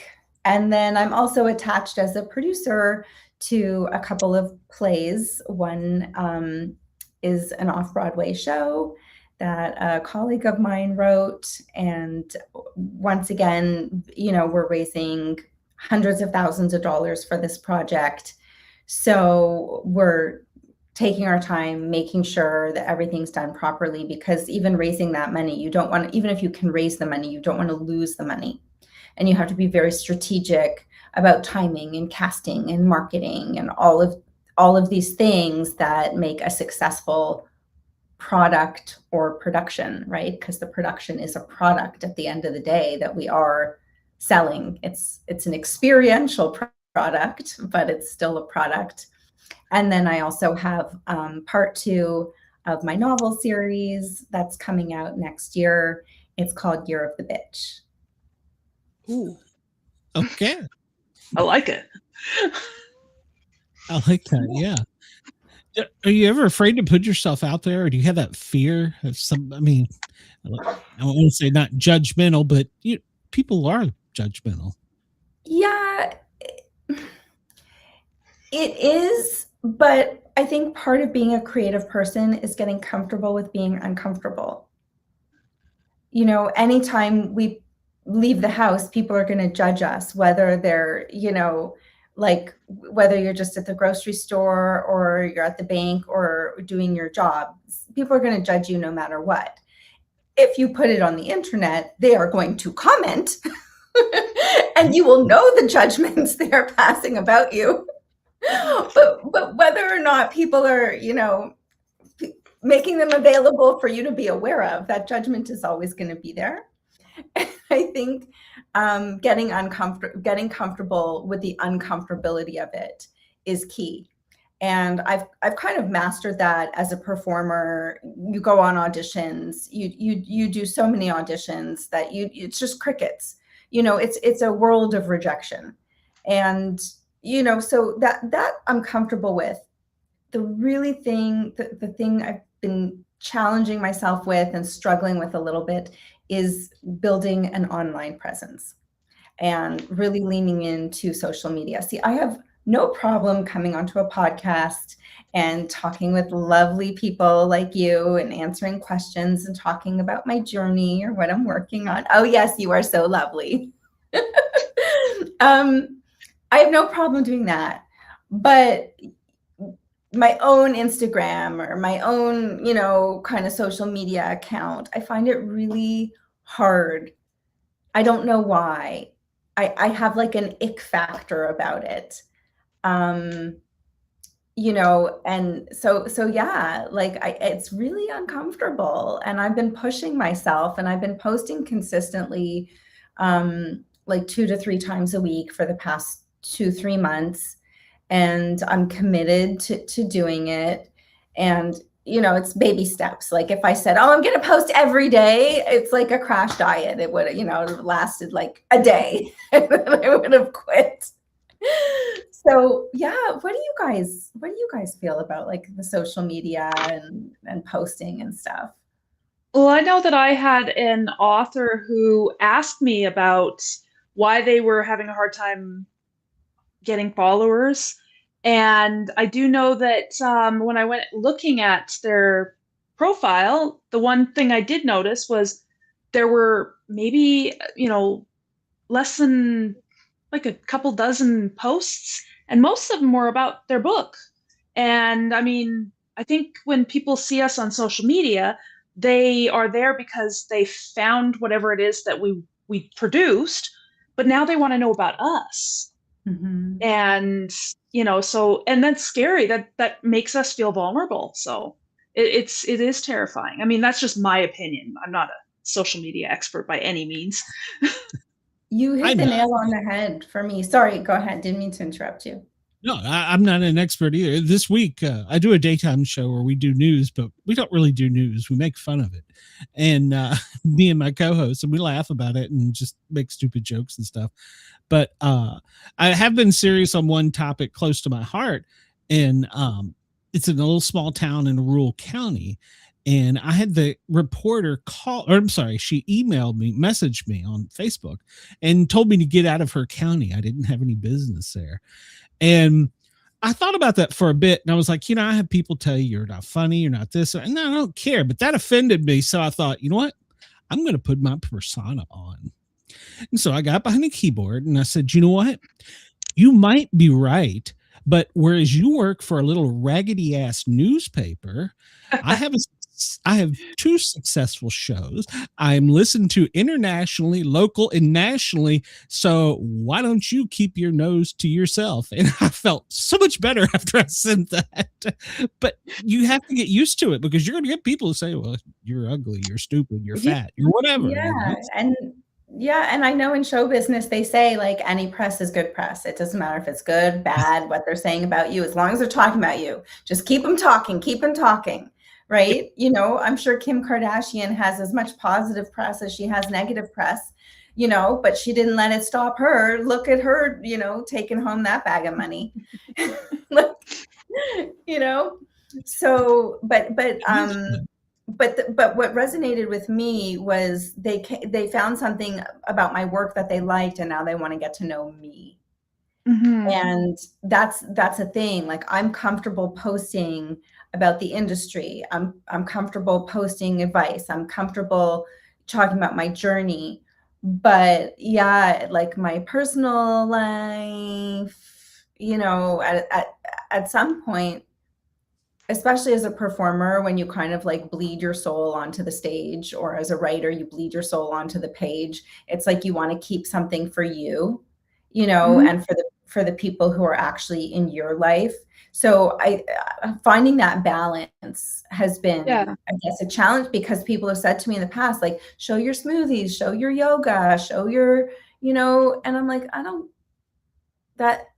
that's my sacred space. Like, like when I'm doing yoga, or, when I'm doing some of my like, woo-woo stuff, like that's not the stuff that we want to put. Well, and it's one thing for somebody to judge something, that you're making, because you expect that, but you don't want people to judge, I don't know, like what you're buying from the grocery store, there's got to be some separation there, but people want to know where that creativity comes from. And so they want to know you. And that's hard. I think that's, especially when there's, this day and age where people can take your identity, and, they have keyboard warriors who can say all sorts of naughty and nasty things about you, from the safety of their screens, so it's very scary. Yeah. And they can stay anonymous, right? Half these accounts that people are like posting from, they're not even posting as their own identity. So yeah, that's a little challenging, but that's been the big thing for me, that, I'm really forcing myself to get comfortable with the uncomfortableness of it all. It's funny you say that.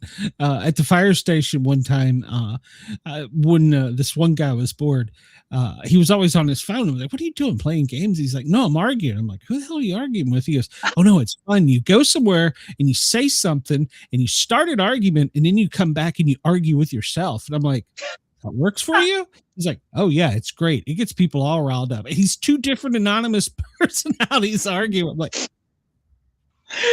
Sounds like a lot of energy that can be put towards something more productive. Some people just thrive on drama.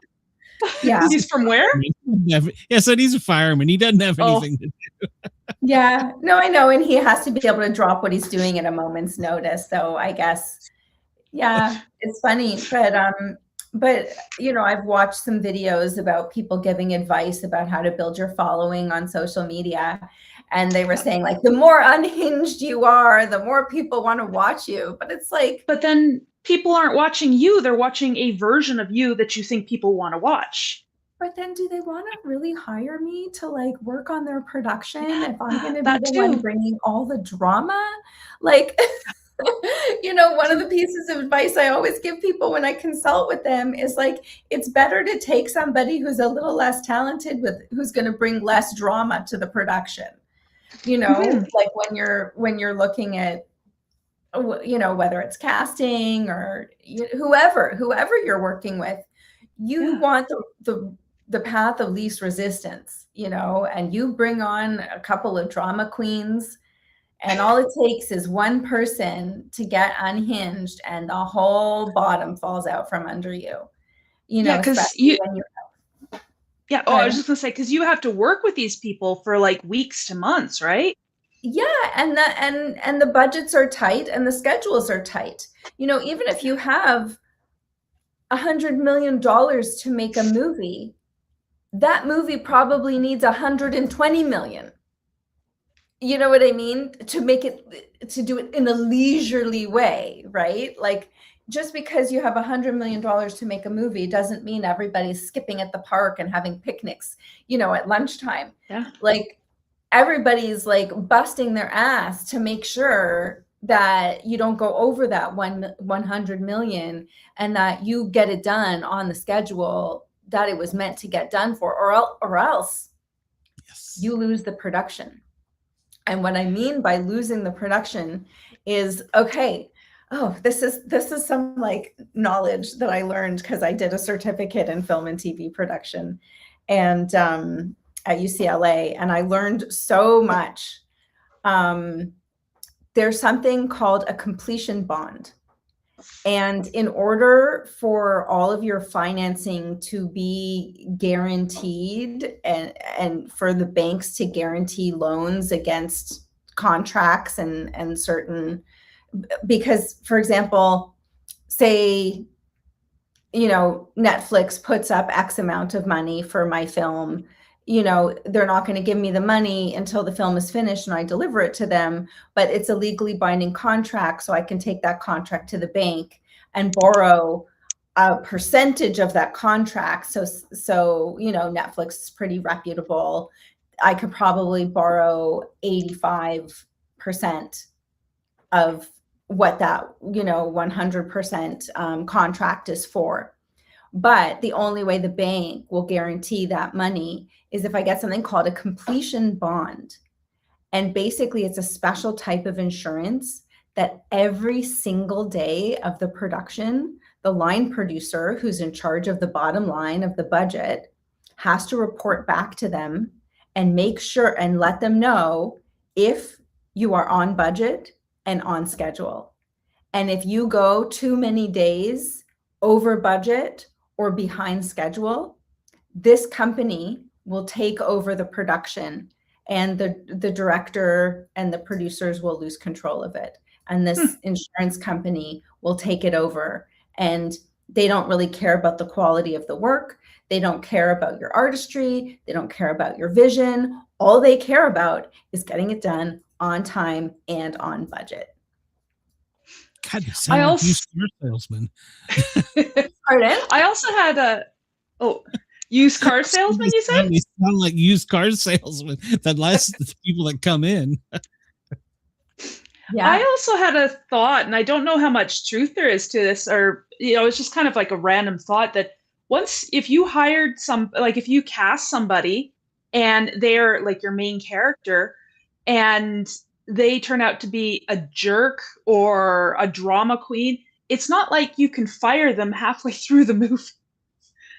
Well, no, because then you need to reshoot everything that you shot with them. Yeah. Right. And actually, fun fact, like Back to the Future was originally shot with Eric Stoltz. And they shot the first 2 weeks of that movie with Eric Stoltz, and he wasn't working. He wasn't working as Marty McFly. Like they just, they're just like, we're trying. And also Michael J. Fox wasn't available for the beginning of the shoot. And that's why they went with Eric Stoltz, because Michael J. Fox was not available. He had a conflict because he was doing Family Ties, and he was contractually obligated to Family Ties. That was the priority. So 2 weeks into shooting with Eric, they decided he wasn't right. It was like it wasn't the vibe they were going for. So they fired him and they hired Michael J. Fox, and they trashed those first 2 weeks of film. And it was on film back in the day of Back to the Future, and they trashed it. And I'm sure they went over budget because those 2 weeks were probably not cheap. And yeah, but it was a gamble, and it turned out to be, worthwhile. And I'm sure they made up those 2 weeks and more because, that was in the 80s, and, children today are still enjoying the Back to the Future franchise. And it's just one of those like amazing, stood the test of time kind of generational, movies. So that does happen. And then there's another thing that happens is like a pay or play contract, which a lot of times, in order to raise the money you need to have a name actor signed to your movie. So you'll get like a letter of intent, right? Like you don't have the full budget yet, but you might have a little bit of money to pay them a percentage of their rate up front. And then you can get a letter of intent. And then you can take that letter of intent, because it's a legally binding contract that you have done between your lawyer and their lawyer. And the movie has to get made within a certain amount of time because they have a schedule. And if they're an in-demand actor, there's a lot of things that they need, they have more than one offer, more than one project going on a year. So there's a certain amount of time, so you're already saying this film will be shot, between this month and this month, of this particular year. And then that's a letter of intent. You take that to investors, financiers. You can take it to distribution companies or outlets like Netflix, Amazon, and say, look, this is our movie. So-and-so is interested. We have the letter of intent. And a lot of times that's like a pay or play contract. And if you don't raise the money in that window and the movie doesn't happen when you anticipated, it might happen a year later or 2 years later. Or Blue Valentine fell through 9 times and it took them like 10 years to make the movie, even though they had Michelle Williams and Ryan Gosling. So these things, they happen if you're a big established filmmaker. They happen if you're an emerging, gonna be something. So it can happen at any stage of time in your career. It just has to do with like all the right pieces fitting together. It's like you're just putting together a really complicated puzzle. And yeah, so if you miss the window with that actor and you signed a pay contract, they had the letter of intent, and, sometimes you have to pay them even if the movie doesn't get made, or even if you recast the role. I know somebody who got a role in a feature film. The female was already cast. The female lead was already cast, but this person was married to somebody important. And he wanted her, called in favors, got his wife into the movie, and they still had to pay the other actress that they fired the full amount. Oh, I hadn't thought about that. I read Val Kilmer, he's passed away, but I think he had already started a project, and his family is allowing them to use AI to complete the movie or whatever it was, TV show. Have you heard anything like that? Or that's just gonna be creepy. Well, so there are things going on now where actors can go to like a motion capture studio and have their likeness, like 360, their likeness recorded, and they can license that out. Yeah. So it's coming, it's here. In the case of Val Kilmer, like yeah, he's not here to do it. And if his family gives their blessing and they're going to pay for it, then yes. I don't think the big issue with AI so much is using people's likeness, because we've used people's likeness, for decades now in the entertainment business. It's about using people's likeness and not compensating them. That's the big thing. I'm involved in a feature film that's going to be done all AI, and we're in the beginning development stages of this piece, but it really lends itself. It's not my IP. I can't talk about the story, but it really lends itself to to AI. But we're hiring real actors, we're doing motion capture, and we're using their real voices. So it's not like we're using computer generated, made from scratch people. So people, so the actors are going to get paid. They are going to get credited. But AI, there's going to be AI films. I think it's going to be like an animation adjacent kind of category. It's going to be a whole new thing. Yeah. Yeah, like Humphrey Bogart and John Travolta in a movie together. Wait, what? They're going to start using AI to create likenesses of people that have been long since dead, like Albert Einstein.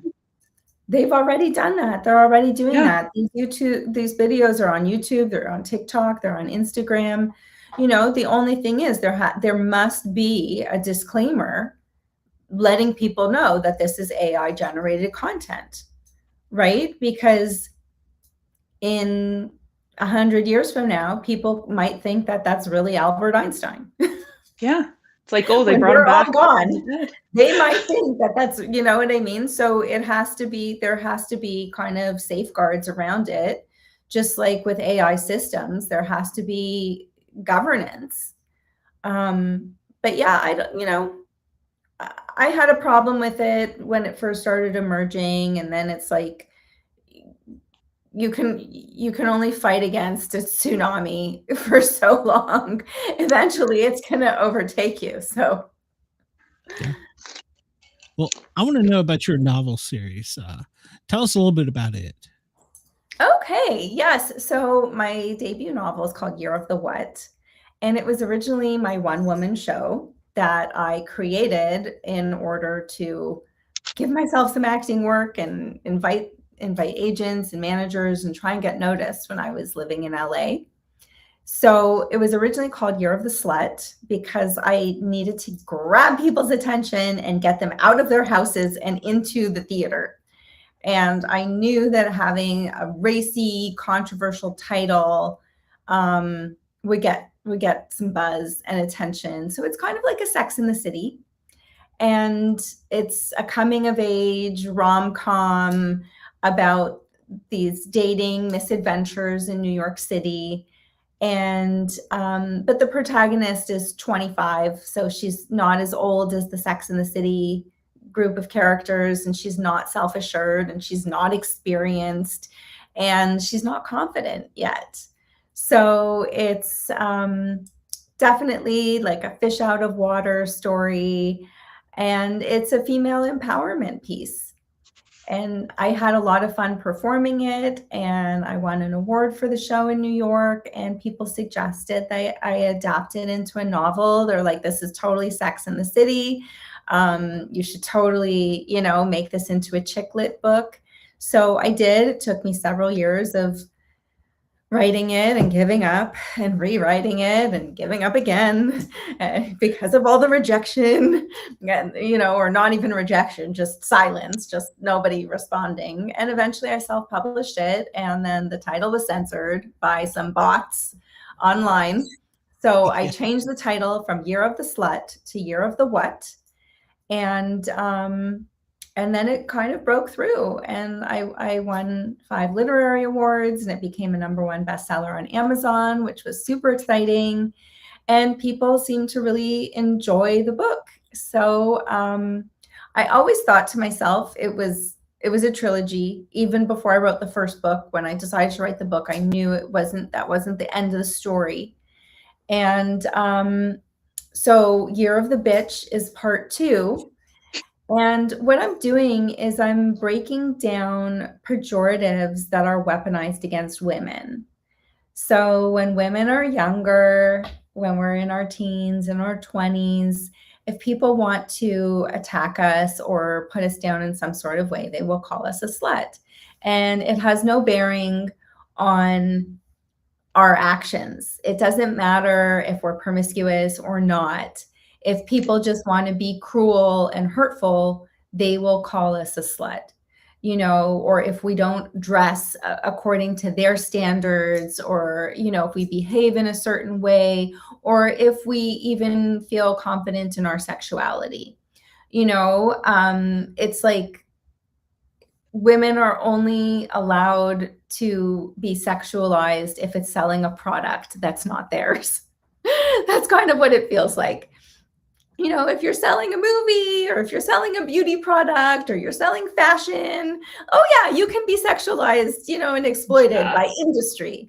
But, if you are a confident, if you're a confident woman and confident about your looks and your sexuality and the way you dress, then, that word will come for you.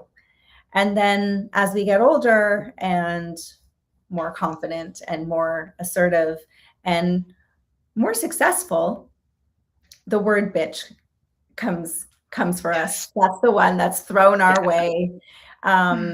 Because, God forbid a woman knows her mind and can assert herself and can delegate and can give instructions to a team of people, can run her own company. If a man acted in the exact same way, people would call him a boss. But if a woman does it, she is a bitch. So it's the same character. A few years later, she's become more confident, grown into herself, become more successful, and is dealing with a whole new set of challenges. That is so fascinating, because right now I am watching a lady, she's older, she's retired, running for sheriff in a small rural East Tennessee county. And holy cow, she has been called everything. They've made nasty pictures of her, and they're like, you can't do the job, you're a woman. And I'm sitting here going, what the hell year is it? Did I miss something? I've never not known working for with or for females. So I'm like, is this the new concept to somebody? Yeah. I was going to say, I always think it tells me more about the person saying the word than it does about the person they're saying it to.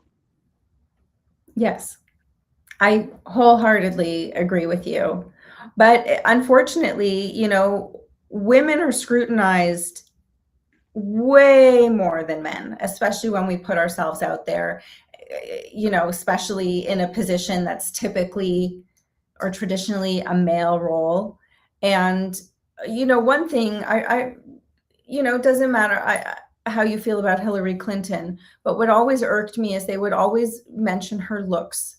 And it's like, she's not in a beauty contest. What do we care what she looks like? That is not why she's on stage. I don't understand. But nobody comments about any of the other male runners up. They were ripping Trump today because the last time he brought troops home that had been killed, he wore a baseball cap. And apparently you cannot wear a suit in a baseball cap, even in wind and rain. I didn't know there was an etiquette for headwear with the suit, but they were ripping him apart on all these news channels. And I'm like, he's got 12 hairs. He moves them all around and sprays them. If the wind blows, he needs a lid. So, he needs a lid. Right. He needs a lid. I love that. But it's true. Yes, Trump is definitely scrutinized, probably more than most male politicians or most male anything is, but other than him, females, it doesn't matter what we do. You're either too pretty, or you're not pretty enough, or you're not skinny enough, or you're too skinny. Oh my God. Like, it doesn't matter, which end of the spectrum you're on. It's never going to be right. It's never going to be good enough. And, and so Year of the Bitch it's also a rom-com. The character's still dating, still in the dating scene, but now has to date as a as a woman who is a little more assertive as opposed to naive. And sometimes when you're a little more assertive and successful and smart, you have a whole new challenge with dating than you did when you were younger and insecure and awkward, right? So there's new challenges at this stage of the game, but once again, it's like a fun, racy, irreverent rom-com, and I'm really excited to put it out in the world. Spicy? Oh, very spicy. Spice is my flavor. I am spice. I can't help it. Everything I do just has some spice in it. It's my genre. There's a place for it, and it's very popular. So a lot of other people are very spicy. They like spice as well. Words are hard tonight. Spicy slut. Exactly. Spicy bitch, spicy slut, I didn't finish those words. It was hard. Well, a little bit of spice goes a long way. As you get older, is there going to be a third or an additional book for? I mean, yes. It's hard. Hey, maybe that can be the title. Like menopause or whatever. I mean, so the third one is actually Year of the Queen. See, that's better. Well, yes, because it's kind of the trajectory of a female's life cycle, right? And eventually we outgrow caring about what anybody thinks, or at least that's what I've heard from the older women in my life. So it's true. The sheriff candidate rolls off her back, doesn't say it, and me and some of the other people, we just want to choke somebody. We just want to choke somebody, because I wasn't raised that way, and so I don't understand it at all. And anyhow, sorry.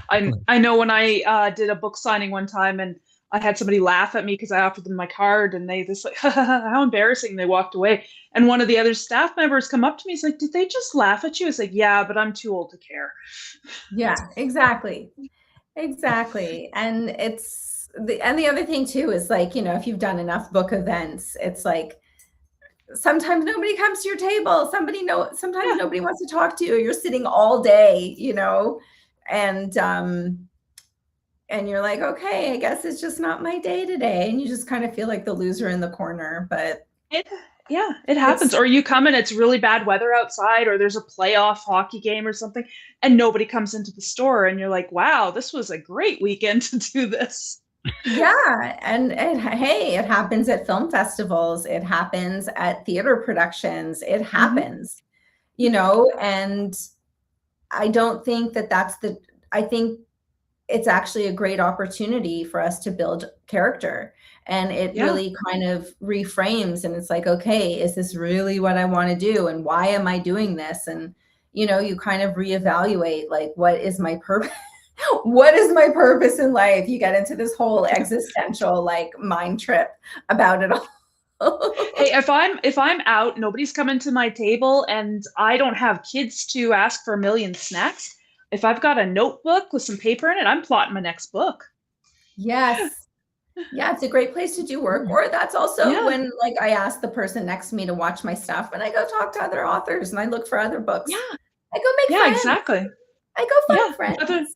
Otherwise, it's very lonely, and we're all fellow creators, so it's always nice to, like, bounce ideas off each other, brainstorm. Like, I love that. Yeah, I love to see what other people are working on and what they're doing. Well, speaking of which, we've got Relic Films in the chat, and I'm not sure what dating a jar of spice was. Because we were talking about spice. Oh, Yes. So Yes. that's going to lead me into my one question we always ask. In Relic, they make Bigfoot and ghost films. Greg's a friend of mine. Do you have or have you had any paranormal experiences in your life? Seen Bigfoot or anything? Okay, so I've had a really weird one. Oh. And yeah, this one is really, really strange. So I have a cousin who actually kind of sees spirits, and I've never seen one, but I've had different moments where I've smelled people who have passed over. I have too. And and it's like there's nothing in the room. There's no reason for that smell to be where I am. And like one time, it was my grandfather's birthday, and we were at a nice restaurant to celebrate his birthday, and we were in a private little dining room because there were grandkids and cousins, and it was a bigger party, a few generations of us. So there was a wafting smell of a perfume, and I was like, oh my goodness, this is the perfume that grandma's sister brought when I was 11 years old to this party, and she gave me this bottle. I'm like, grandma's here, or grandma's sister's here. Somebody's here, somebody's here, somebody's here. And my sister-in-law, we all went back to my parents' house afterwards, and the bottle was in my little girl room at my parents' house. And I brought that bottle down and I gave it to my sister-in-law, and I'm like, isn't this the smell we smelled? Like, because we were in a private room, like nobody else from the restaurant was coming in or out of that room, and it just overwhelmed us. So that happened. It happened with my grandfather, who passed away on a Father's Day one year. We were going out for dinner. We had just picked up my grandmother, and she came into my parents' car, and all of a sudden my grandfather's cologne just filled up the car. So I don't need to go into every single encounter, but some people see dead people. I smell them. It's not uncommon. Even here in the studio, occasionally nobody smokes cigarettes.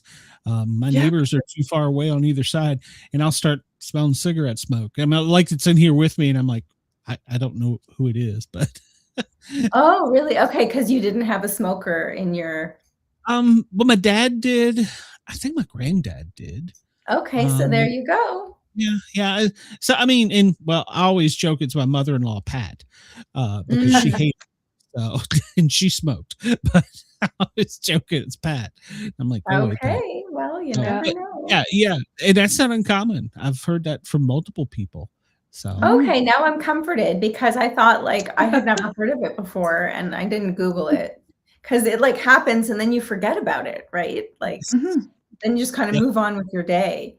But that's so cool. But what's funny is you remembered that exact scent, and that's one of our strongest memories is the smell of scent.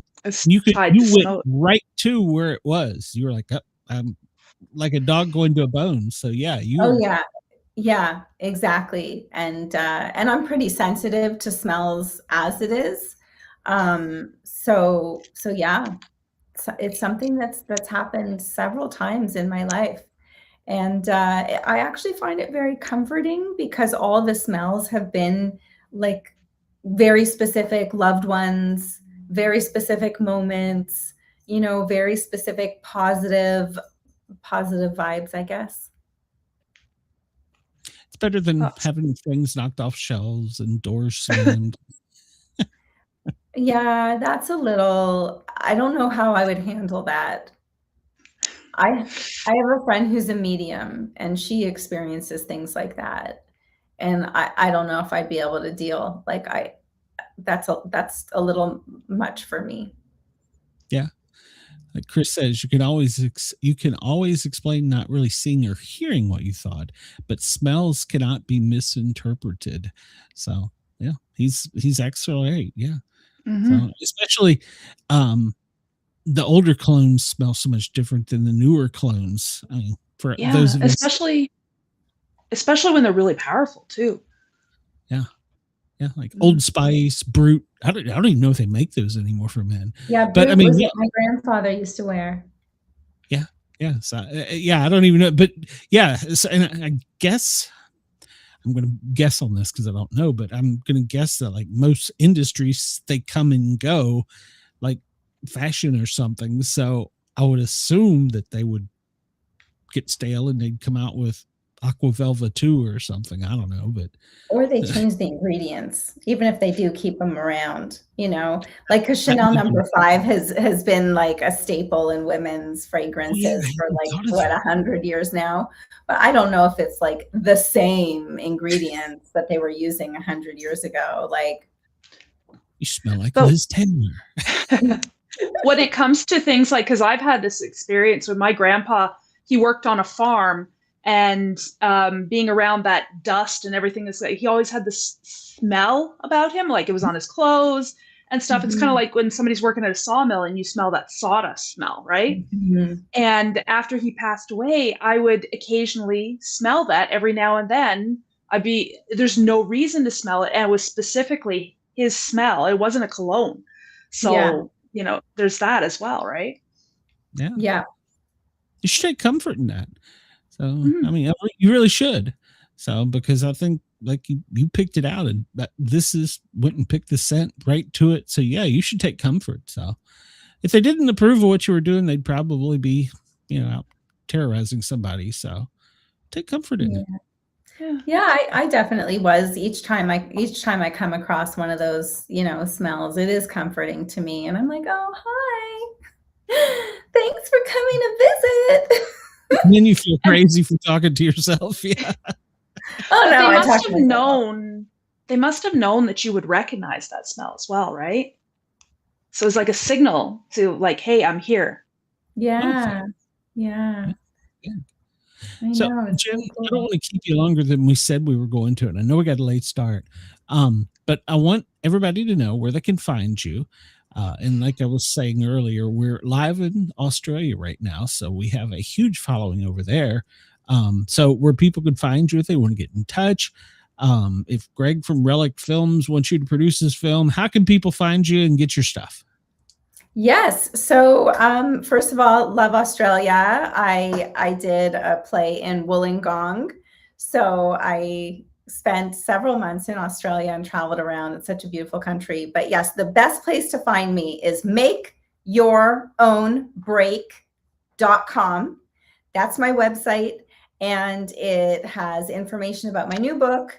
It also has links to my other websites because I have a website for my acting work and a website for my novel series. But I'm not going to give you too many things because it gets a little crazy. So makeyourownbreak.com, and all roads lead to Rome from that website.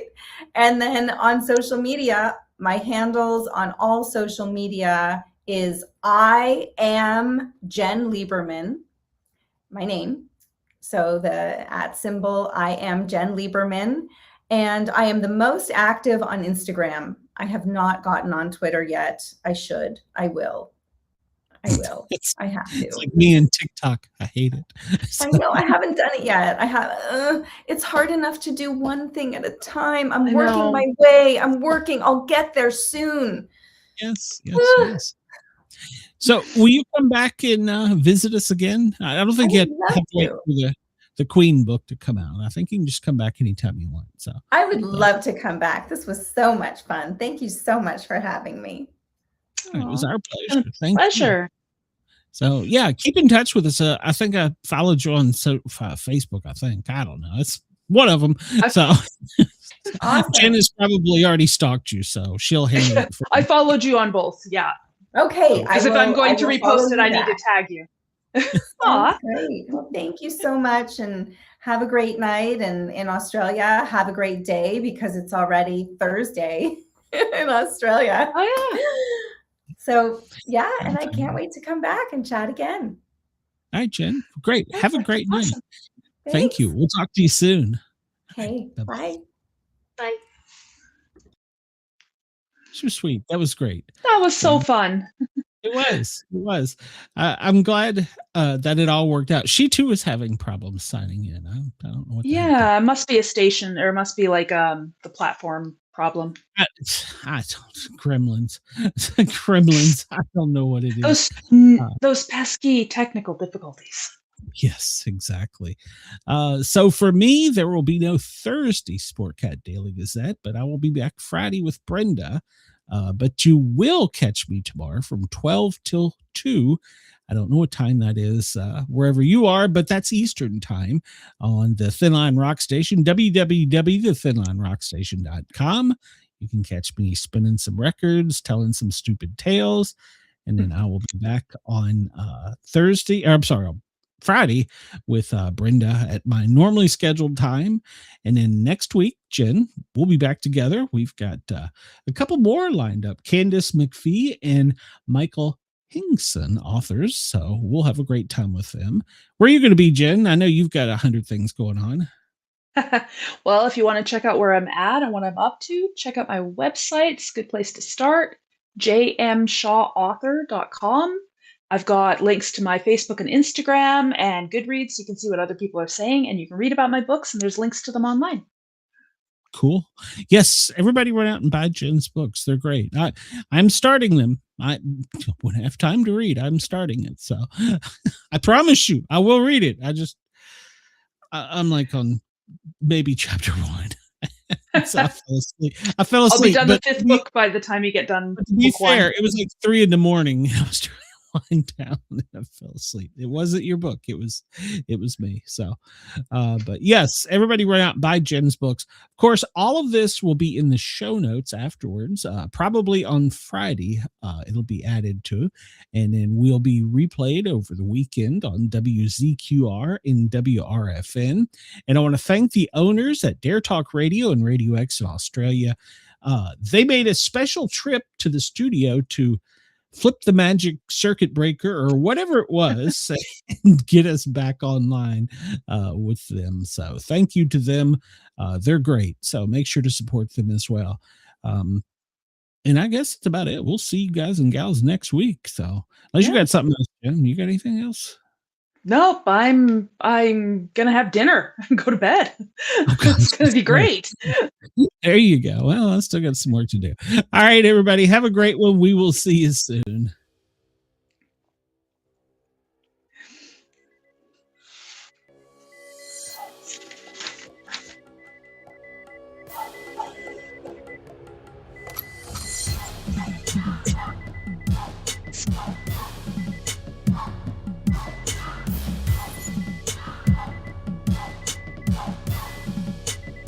Wonder.